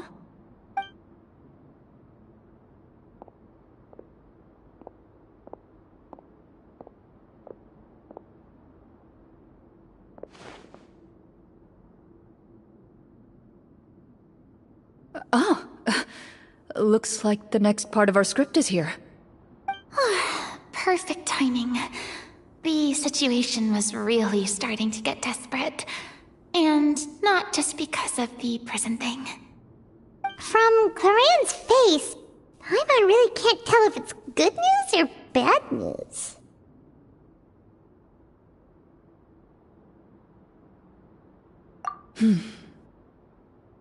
Water continues to drip from the ceiling. In this lightless dungeon, you lack a reliable way to tell how much time has passed. Eventually, you get used to the unpleasant odor of straw, mold, and rust, and find yourselves alternating between fits of drowsiness and despair. Suddenly, you hear footsteps outside the door. Heads up, everyone. Someone's coming. Gather close, everyone, and keep your voice down.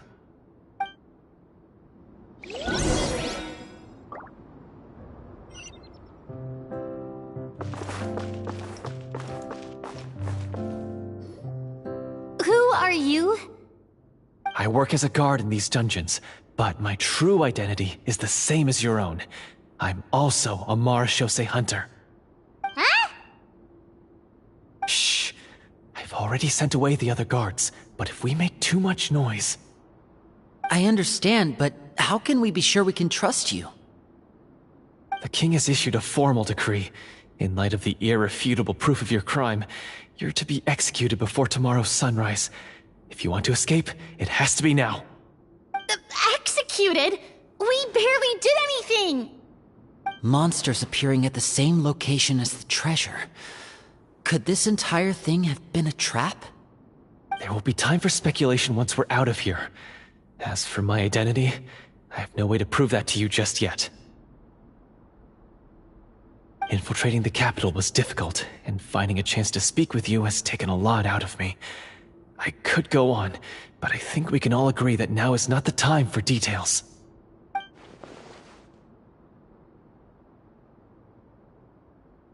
Have you seen our weapons anywhere, sir? Don't worry, I brought them with me. They're just behind the door. Still, these weapons alone won't be enough to defeat the true enemy behind the scenes. His faction is too powerful. The guards are all under his control, and he's even stationed a number of golems in various rooms throughout the palace. To defeat him, you must find a secret vault. It is said that within that vault, the Marachose hunters of the past left behind a treasure with the power to defeat the sorcerer. You're not coming with us? No, I'll remain in the dungeons to deal with the guards. I'll try my best to distract them so they don't go after you. As long as my identity is not revealed, I'll be able to aid you when the final battle comes. In that case, please stay safe. Thank you for your concern. I will do my utmost. As for the location of the vault, here, this map should lead you there.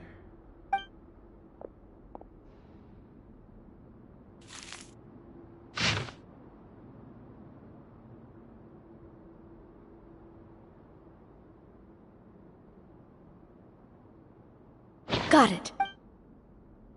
All right, once I open the door, remember to stick close and refrain from making any noise.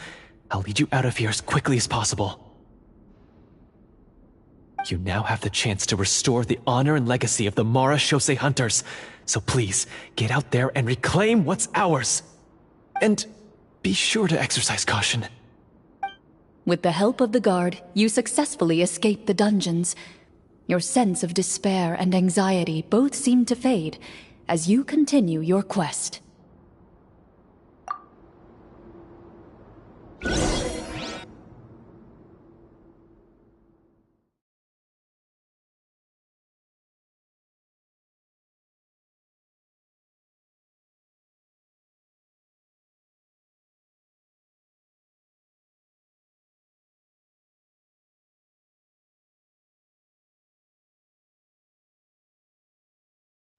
Wait, we didn't get to use our skills at all while we were in prison. Who knows when we're gonna get the chance to use that cool summon spell? That is a pity, but we can only continue to move forward.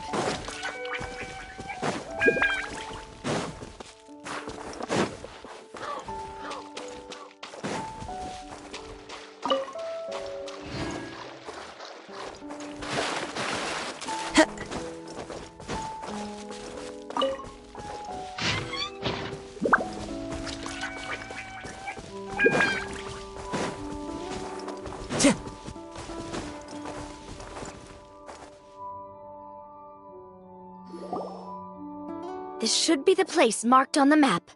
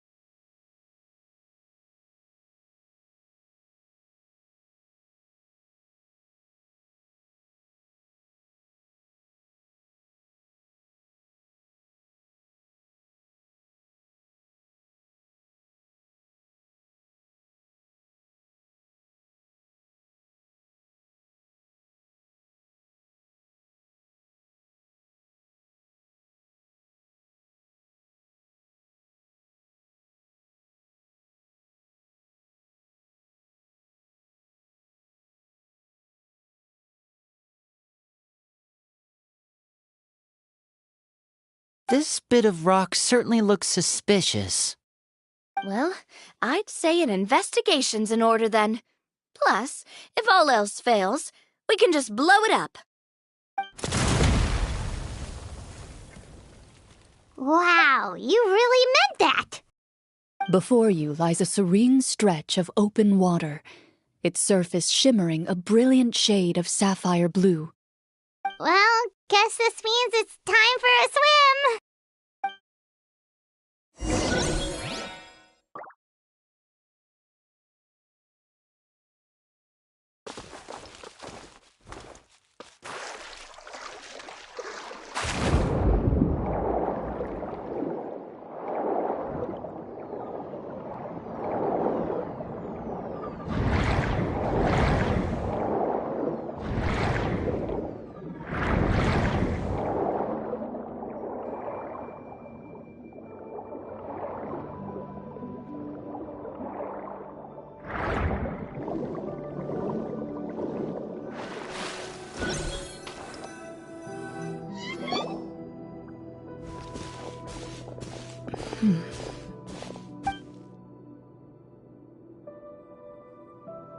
Oh, what's the matter?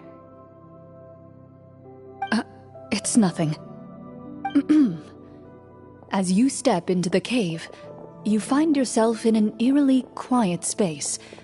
Before you lies a narrow passageway that appears to trail off endlessly into the distance.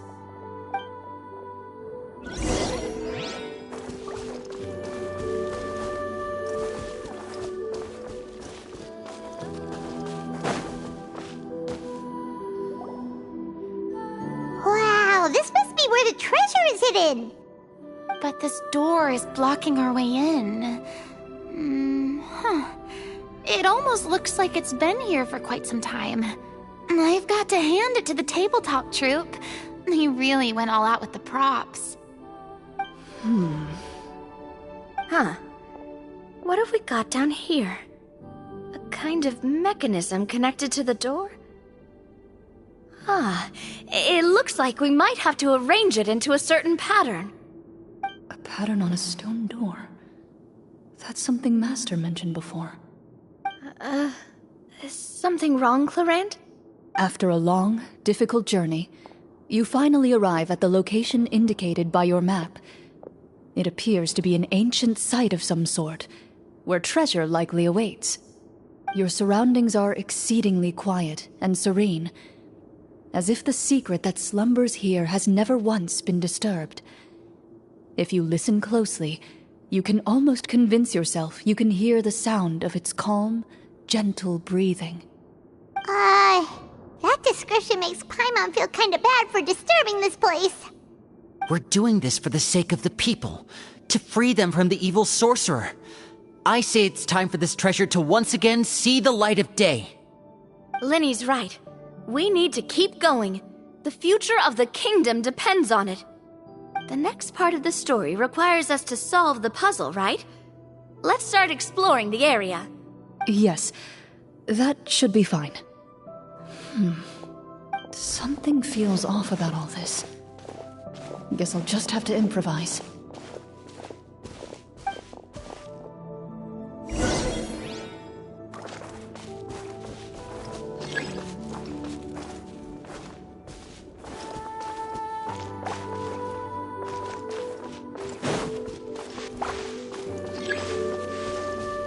Time to go.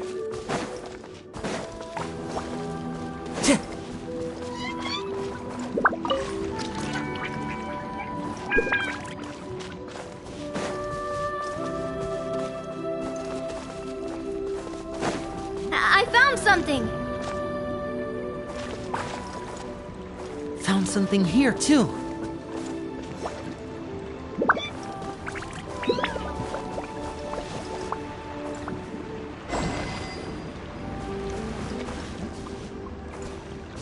Same here.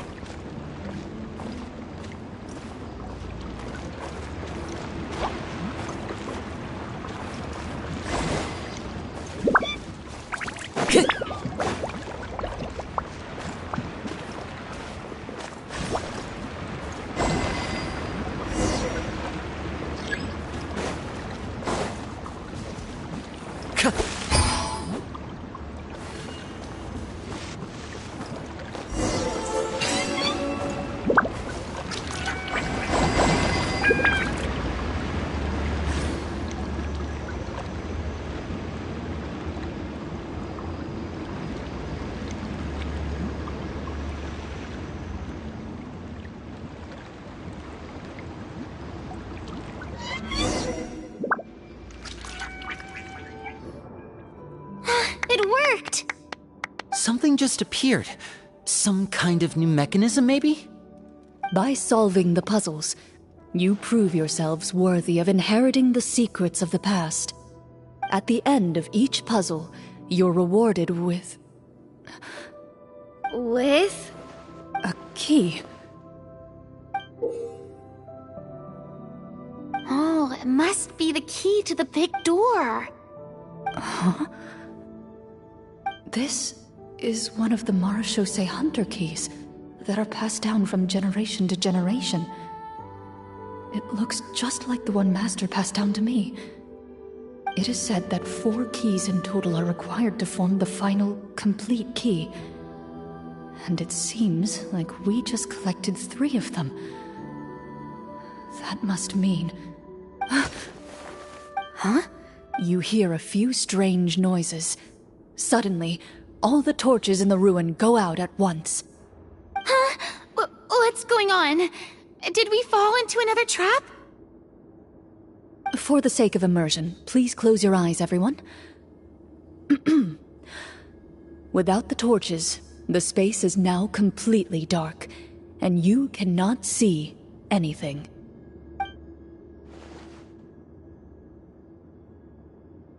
But Paimon can still see a little bit over here. Oh, right, sorry. Suddenly, you hear the sound of footsteps pierce through the darkness. There's someone else here? Oh, this is so unsettling. I can't see anything. I've been discovered then. Wait, that voice, it's... You recognize the voice as belonging to the guard who led you to this place. It appears he now covets the treasure for himself, and has come to stake his claim. Oh, so this is just part of the script. Then I can probably relax. Well, if we can't see anything, that means we can't fight to the fullest of our abilities. Should we retreat for now? Judging by the way he's holding his sword, he must be a real Marechaussee Hunter. But this isn't part of the script. Retreat? That's not the Hunter way. If it's dark for us, then it's dark for... Your choice is noted. Please keep your eyes closed until I tell you the torches have been relit. This battle will be in the dark. You got it! Well then, let us begin.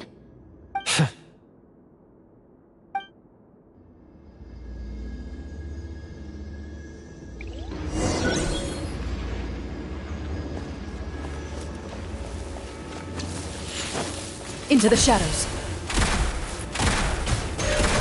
I'd like to try to hit him with my sword.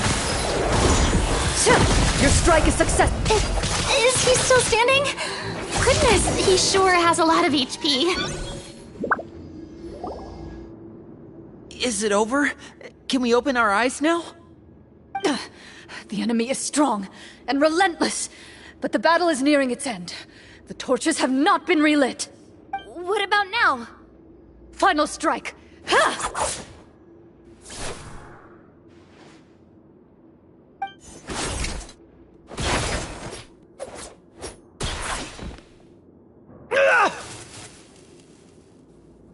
Well, did we get him? Clorinde... Warm fire flickers across the walls once more. Your vision is now clear. In an impressive display of courage, the 4 of you successfully defeat the uninvited guest. That look in his eyes. It's like he became an entirely different person as soon as I defeated him. Huh? Mr. Florian? Oh, wait. We're supposed to be role-playing. I should stay in character. Speak your name, guard. Why did you... Is this treasure really more important to you than bringing peace to the kingdom? What kingdom? What peace? Those were nothing but lies! I, Florian, am a true Marechaussee Hunter, descended from hunters of ages past. So he's also using his real name. Or, wait, was that the name of his character from the very beginning? Then I'm even more confused. If you truly are a Marashose hunter, shouldn't you want to help us just like you said before? Shouldn't we fight together? What do you know? In this day and age, there's no glory to be had as a Marashose hunter. What's that supposed to mean? My skills were passed down to me by my father. We lived a life of obscurity in the remote wilderness. Still, he devoted everything he had to being a Marashose hunter. And what did he get in return? A life of poverty and pain. In a world that forgot all about him. When he died, not a single person came to mourn his passing. The Marashose hunters were the ones who saved this city. We're heroes. We deserved more recognition and respect than this. Is he talking about how no one in the capital seems to remember the hunters and their legacy? I didn't expect the script to contain this level of social criticism. So that's why you want to take the treasure for yourself? You feel like you're owed fame and wealth? If you already knew where the treasure was located, why didn't you just come down here and take it? Because I still needed the final key. Only a true Marashose hunter is capable of passing through this final door. As someone who sought to hurt others for his own gain, Florian lost that right long ago. Okay, but what is this treasure anyway? We've got all the keys, right? So can we just go in and take a look? You're sure you want to go in? We've been talking about it for so long. Of course we want to see what's inside. And we've already defeated Florian, right? So he won't try to take it from us anymore. Pesky brats. Watch yourself. Then let's open the door together. All right. Your choice of action is confirmed.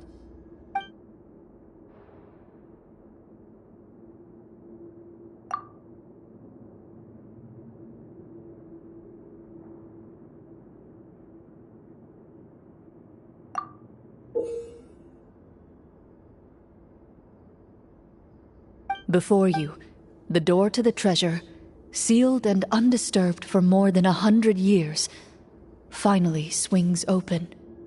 You hear the shrill wail of the door hinge as it rotates for the first time after years of disuse, almost like a sleeping giant letting out an extended yawn. You get the impression that the secrets buried behind this door might be just as heavy as the sound you just heard. It's open! Come on, let's go in! Paimon wants to see what's inside! Ooh, me too!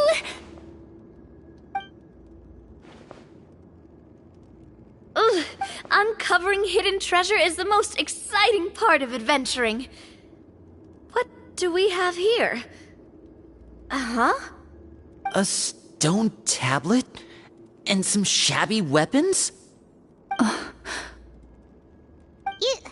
You call this a treasure vault? Looks more like an abandoned warehouse. Maybe the troupe ran out of budget at... They provided a super immersive experience at the beginning only to drop the ball at the most important part? They could have at least filled this place with cardboard mora or something. Wait, I get it now. Paimon, this is the real Marashose hunter treasure. Huh? This is it? The Marashose hunter treasure is just a stone slab and some broken swords? I can't believe it. I refuse to believe it!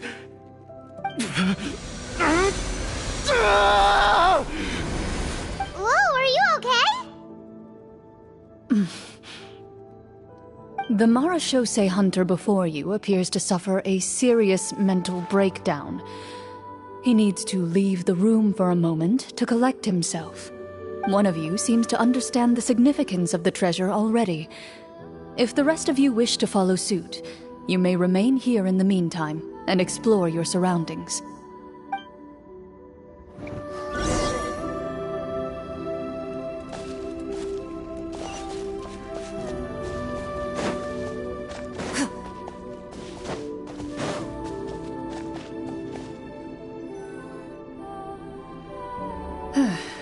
So, how are you doing? Feeling any better? What just happened? Do you remember how you got here? Or what happened to your body just now? I remember now. I brought you here because I wanted to... The explosives in the cave! You mean these? Huh? How did you... I could tell something was off the moment I stepped into this cave, so I kept an eye out. I've already dismantled the whole thing.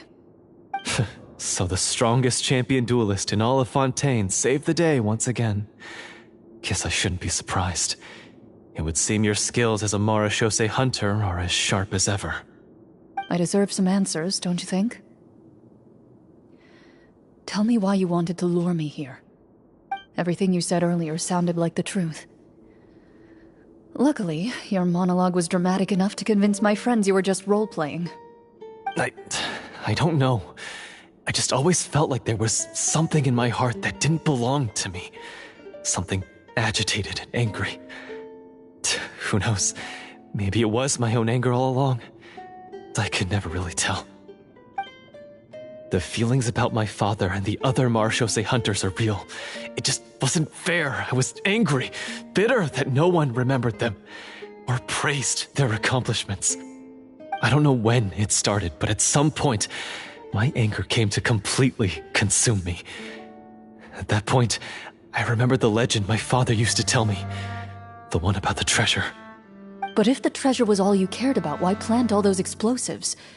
Wouldn't they just destroy the treasure and bury you along with it? I can't remember. My head is a mess. It felt like there was this voice telling me to eliminate the hunters, but now it's gone. From your description, I suspect you were dealing with a Devorator.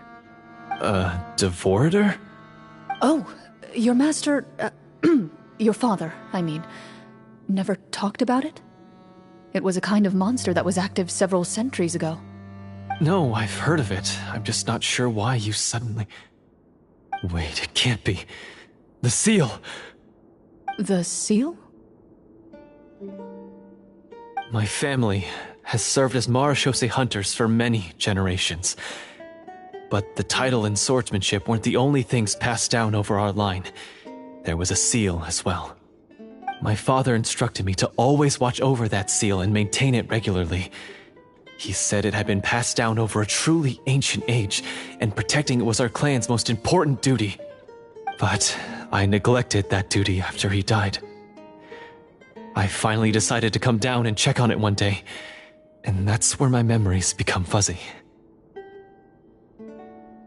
The Devorator would be a formidable adversary for any mortal being, even ones as capable as the Hunters. If you lacked the power to completely destroy it, you could easily fall prey to its influence and corruption.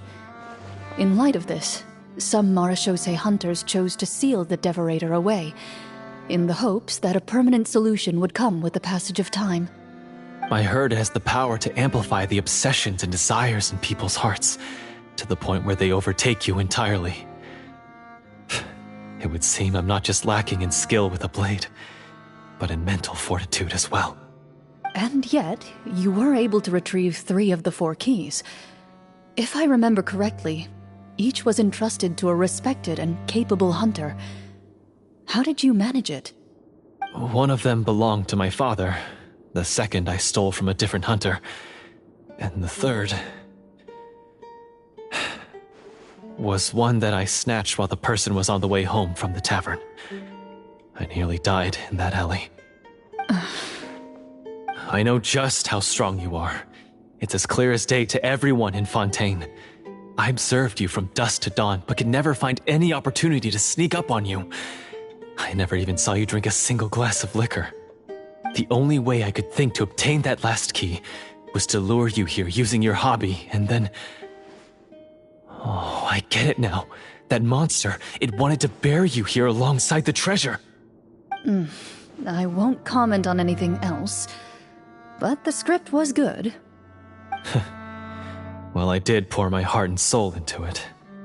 The stories my father used to tell me about the glory of the heroic Marashose hunters and how they came to be forgotten. It's more than just a story. Huh? You're proud to be a hunter, You're still holding onto that part of yourself, no matter how small. I have done so many despicable things.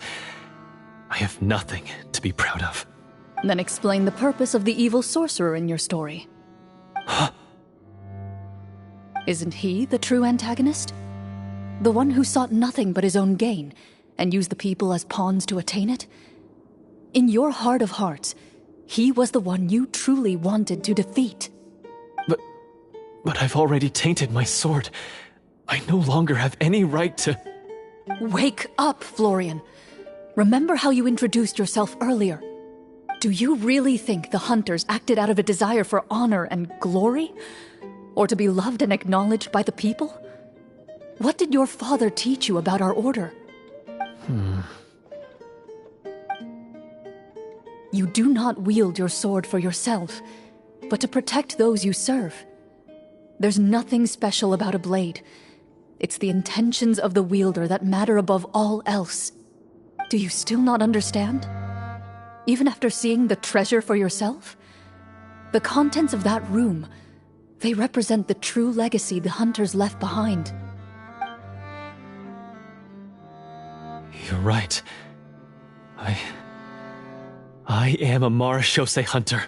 It's time for me to redeem, no, to finally serve the people I vowed to protect all along.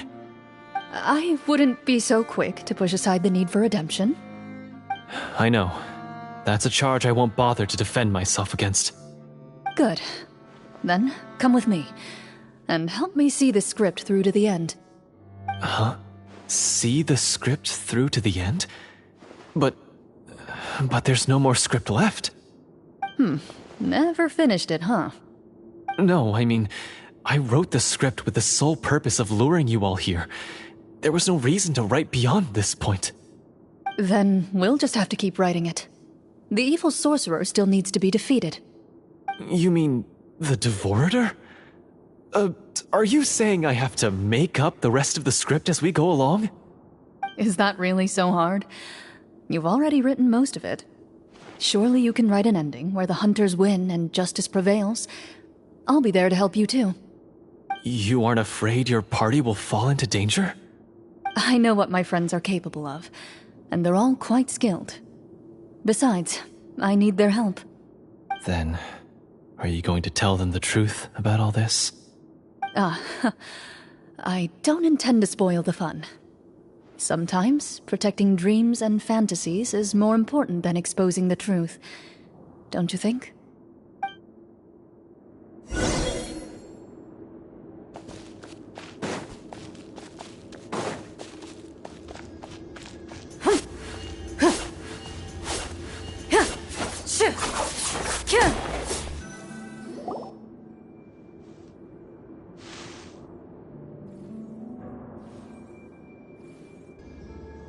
They're back! That took a while. Ahem! My fellow Marashose hunters. Tone it down. Sorry. After crossing swords with you and witnessing your courage in battle, I've rediscovered my true self and Oh, do I smell a redemption arc? I confess, I was brainwashed by the evil sorcerer. He asked me to lure you here so he could bury you in this cave. That little... Wait, you're saying all of that wasn't you, but the evil sorcerer? That's right. He's adept at manipulating the hearts and minds of the people. I fell under his influence because I did not possess a strong enough sense of will. Huh! And how are you going to prove that you're a changed man? We're not going to fall for the same trap twice. To be perfectly honest, I only came to my senses after seeing the treasure. It reminded me of my father's past teachings. The treasure was actually... The names of all the Marashose hunters from ages past and their weapons? Wait, you already know? Of course. Don't underestimate a veteran role player's exploration skills. Oh, wait, I mean, Marashose hunter Navia's We just finished reading through the content of the stone tablet. That tablet recorded the lives of some fascinating people. For example, this Marashose hunter called Est. She inherited the responsibilities of the Golden Hunter and passed judgment on many people. But in private, she had a very easygoing personality. Her favorite pastime was singing and dancing with her friends, and she was said to have a beautiful voice. So, she was just like you. Oh, you really think so? Well, when you put it that way, I suppose I also have a few things in common with this Walter. Working as an executioner, he supposedly used a countless number of tricks to confound his enemies in battle. Oh, if only I could have seen the feats of magic he pulled off back then. Their lives were all so exciting. You could write so many cool books about their accomplishments. How could they have all been forgotten? Because they chose to be. To hunt monsters that only appear in the shadows, you must also operate in the dark. To be a Marechaussee hunter is to willingly give up on wealth and fame. Then this stone tablet must have been left behind by their companions. That's right. Few Marechaussee hunters ever revealed their identity to the public. They always protected the city from the shadows. The only time they spoke of their accomplishments would be at night, when they gathered with their fellow hunters in front of the bonfire to share stories of the monsters slain by their hand. So, this tablet was created not so that the hunters would be remembered by the people, but so that they would be remembered by each other. No wonder this place was so well hidden. You regard the stone tablet in solemn silence. The names of your comrades etched onto its surface serve as a reminder that you are never truly alone. The tablet proves that, although a hunter walks a shrouded path, it is not a solitary one. There will always be those who walk beside you, a fact that remains as true today as in ages long past.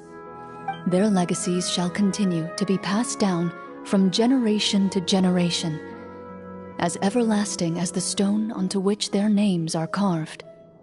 Father, you once told me that I should seek out the treasure if I ever became lost. So this is what you wanted me to find.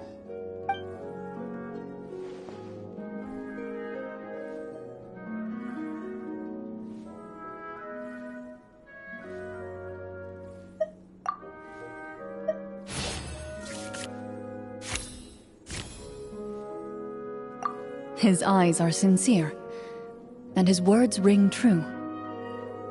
You can tell that every word he spoke just now came from the bottom of his heart. I implore you, everyone, please give me a chance to make up for all I've done. Allow me to fight alongside you and defeat the evil sorcerer that threatens the peace and prosperity of everyone in this kingdom. Well, I say we let you join. Sounds good to me too. Everyone makes mistakes. What matters is what you do to make up for them. I have no objections, but...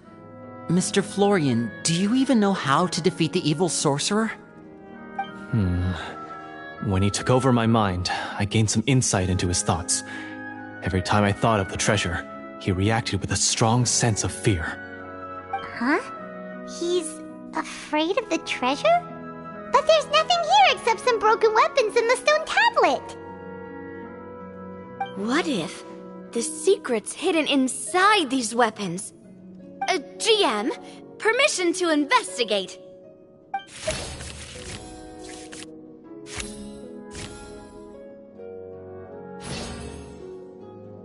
At first glance, the weapons appear absolutely ordinary.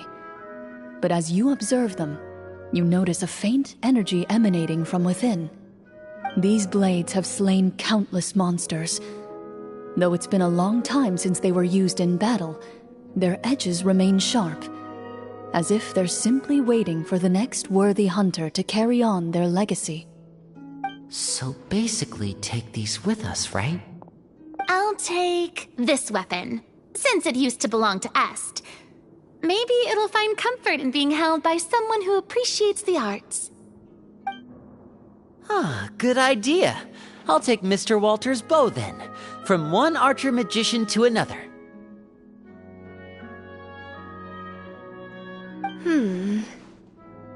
Paimon's gonna pick a cool weapon too!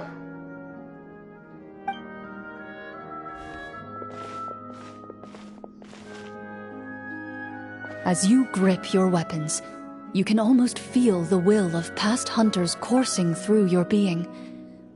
It's a feeling of courage, determination, a silent vow passed down from generation to generation that says, eradicate the monsters, no matter the cost.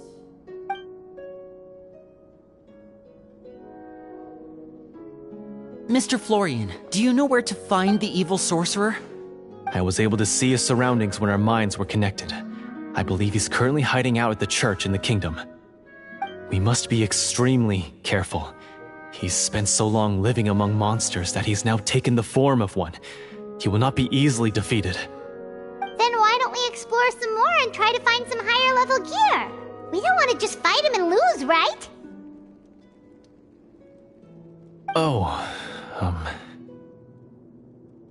No, we have to strike now. He was greatly weakened when I managed to break out of his control. If we let him rest, he might have time to escape. I agree with Mr. Florian. We've got to act while we have the advantage. Don't forget, the people of the capital are counting on us. Yeah, now that we've got a plan, there's no point in waiting. The longer this drags on, the worse it will be for everybody. Yes, that's what's called... Yes, that's exactly right. Alright, you've persuaded Paimon. Mr. Florian, please, lead the way. Of course. Follow me.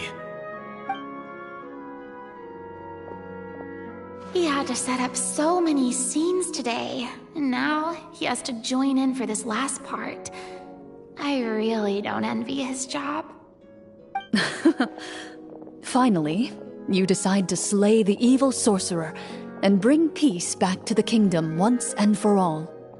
As you walk away, you feel the gaze of the stone tablet at your back, as if all the hunters of the past are wishing you success in the battle ahead and awaiting your triumphant return.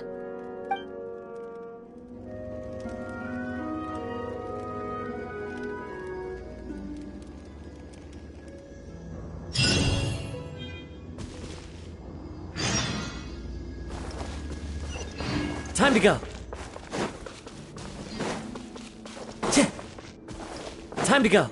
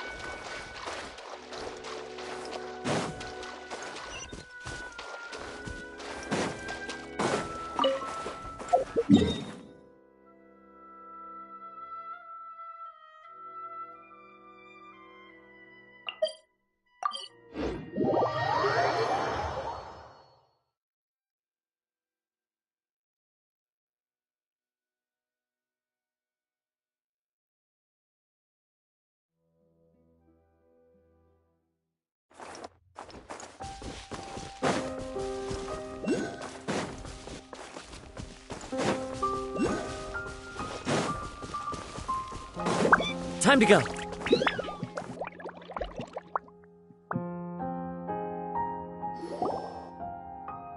Finally, you arrive at the church Florian described.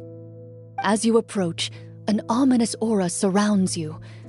You get the sense that your enemy is close at hand. How strange. This uneasy feeling seems so real. How did they manage that?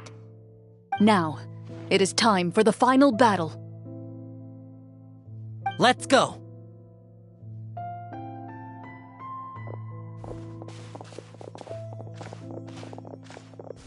Florian, wait. What's wrong? I think you should wait outside. You've already been corrupted by the Devorator once. It could easily re-enter your mind and take control of your body. I don't think it's a good idea for you to be this close. If it corrupts you again, it's possible you might take on a new form entirely. That's exactly why I have to go. Why I should be at the very front. You mean... Yes. I intend to lure it into my body. That's too risky. If things get out of hand, I might have to kill you. Do you understand how dangerous this is? I understand, but if I do this, you'll have a clear and visible target. The Devorator will have a hard time passing up a chance to enter a body it knows how to control. You won't have to worry about any of your friends being taken over. You're not like me, Miss Clorinde. You're a just and powerful Marechaussee hunter. The monster broke free due to my error. It's only right that I shoulder the responsibility for its destruction. This is... something that I have to do. Consider it a duel to restore my honor. My only request is that you give it your all.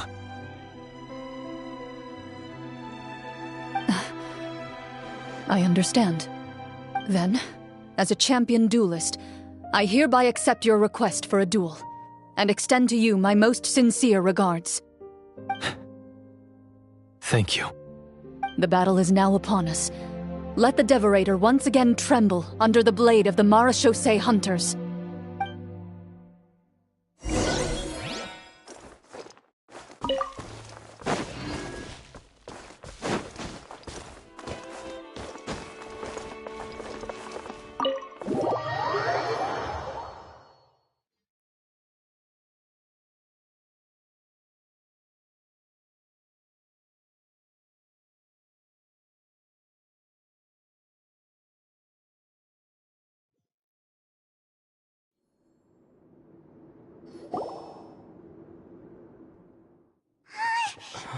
Huh?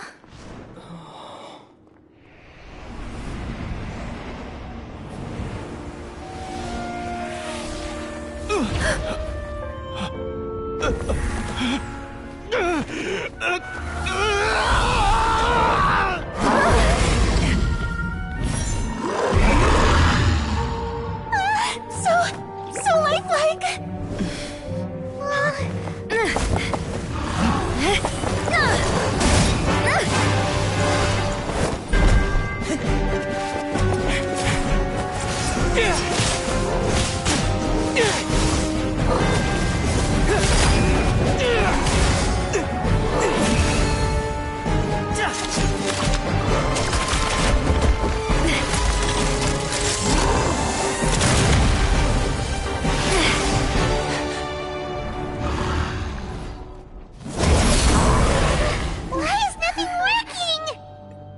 This foe is not invincible. You hold the treasure. The power to defeat it in your own two hands. The treasure? You mean... the names! It's the Marechaussee hunters' names! How are we supposed to... You forget, Paimon? There's still one skill we saved until the very end. Hunters fight not for fame, but to aid the people whenever they are summoned. Walter the Marechaussee Hunter, master of 1,000 tricks, executioner of the Phantom Hunters, I call for aid!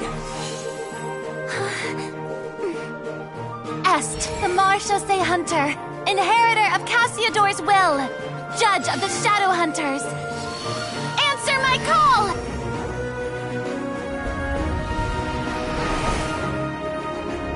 Petronia, protector of justice and order. The hunter I respect the most.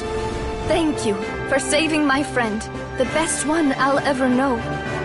Please, lend us your strength.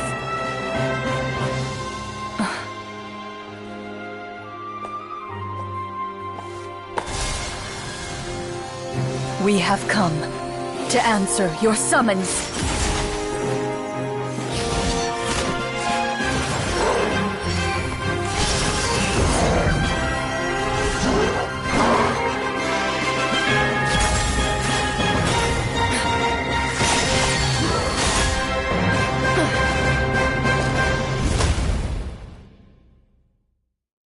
And so, The monsters were eradicated, and the sorcerer was defeated.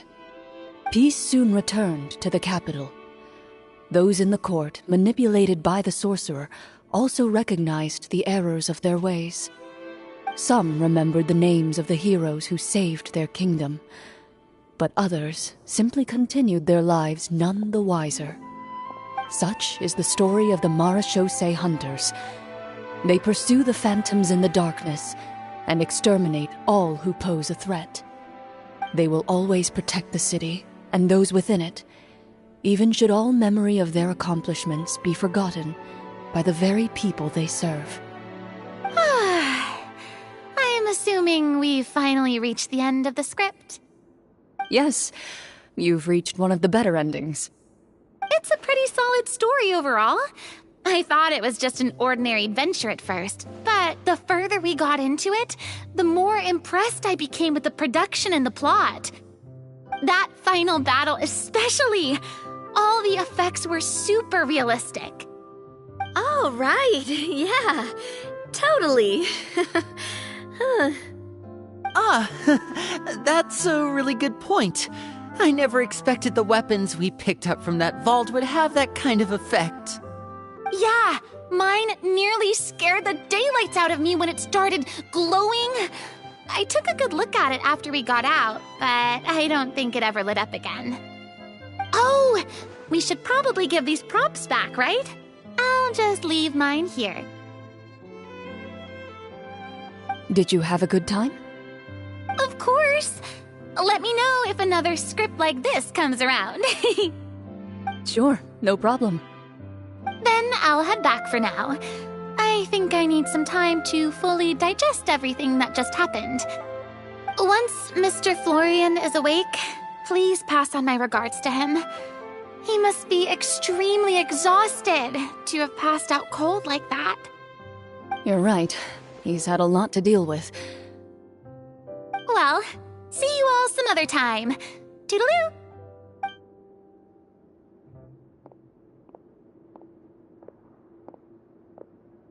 Okay, so, can I ask now? I think it should be fine, yeah. What in the world was going on back there? So you saw through all of that? That time in the cave when you told us to close our eyes, it'd be weirder if we didn't notice anything. I was dying of curiosity the entire time. I mean, you did a pretty bang-up job of pretending nothing had gone wrong. Farina actually looked like she thought all of it was planned. Guess none of us wanted to be the one to break the illusion. What are you all talking about? Oh, wait. Don't tell me Paimon never... Oh, this is all my fault. It's not too late to cover your ears. Here, Paimon, I'll do it for you. Bit late for that, don't you think? You're saying everything that happened back there wasn't actually part of the script? It's probably more accurate to say this was never a real scripted story to begin with. What? So loud. My head. Hey, you! Get up right now and explain yourself! No shaking, please! Oh, my head.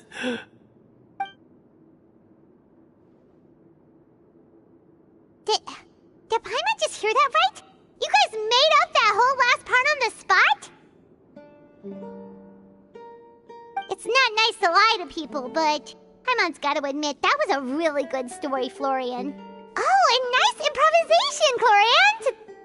Yeah, it was like watching a magician improvise a spectacular magic trick after forgetting an important prop. If Paimon knew something was wrong with that vault, she would have floated straight in the opposite direction. Everything was under control.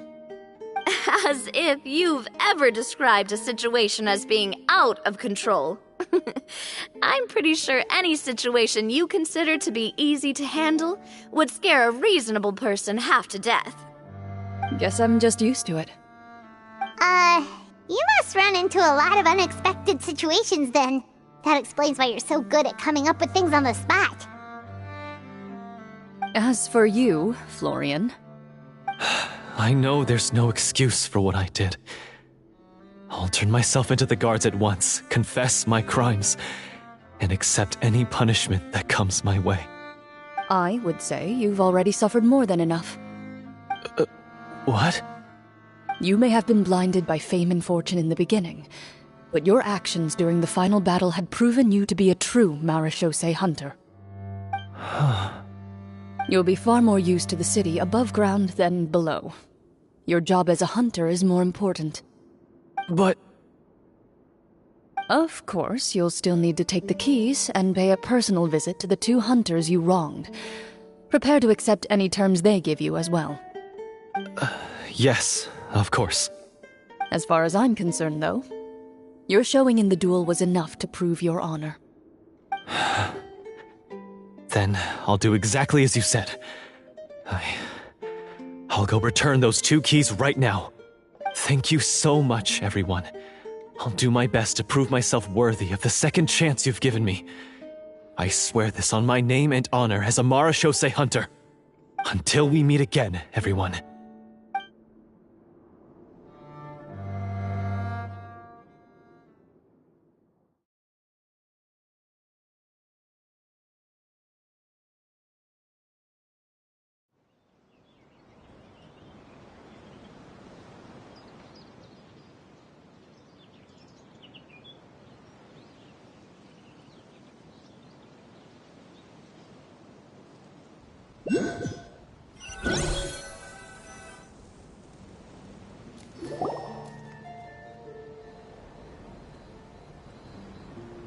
Speaking of Marechaussee hunters, what should we do about the treasure in that cave? Leave it be. Are you sure? We could show it to people, make it so that the hunters are... No. Every name on that tablet made the same choice. All hunters know what the path entails. I am no exception. My identity as a Marechaussee hunter is not something I need people to remember. I wish only to be recognized as a champion duelist. Nothing more. That's certainly very different from the path of a magician. Still, I admire your decision. Wait! Paimon just remembered something. If there were no special effects involved, why did our weapons begin to glow during the battle? That's because the Marechaussee hunters of ages past would often imbue their weapons with special enchantments to suppress the monsters. Whenever a monster was nearby, their weapons would start to glow. Oh, so that's why they had an effect on that guy near the end. I really thought the summons were doing all the work. Well, I'm sure the summons were a part of it too. Oh? How so? This particular devorator probably hailed from the same era as the hunters we saw in the room. The names you recited all belonged to the bravest hunters. Countless monsters fell to their blades. That's likely why the devorator visibly reacted when you said them out loud. So the names held the power all along! Navia, everything you said during your summon... Huh? Oh, I meant what I said. I mean, it was true to my character, so yeah, I'm glad you heard it. Just don't make me repeat myself. It's embarrassing. I really appreciated those words. All right. Don't get all sentimental on me. Anyway, let's not talk about that anymore. I'm going to go on ahead. Don't fall too far behind now. She ran off! I should probably head back as well. This story was truly incredible. I might have to spend the whole night telling my siblings all about it. Goodbye.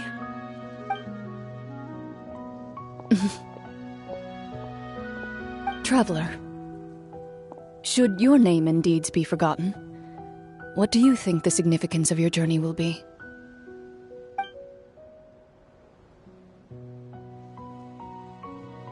I suppose the significance would be the journey itself and the world we helped create. There's still value in the time I shared with everyone here, in the things we were able to accomplish, even if no one remembers them. A great answer. I'll remember it. Me? The Marechaussee hunter says nothing in response to that question. Perhaps her answer lies in her silence. An unspoken vow left to echo through the night. The path she walks needs no explanation.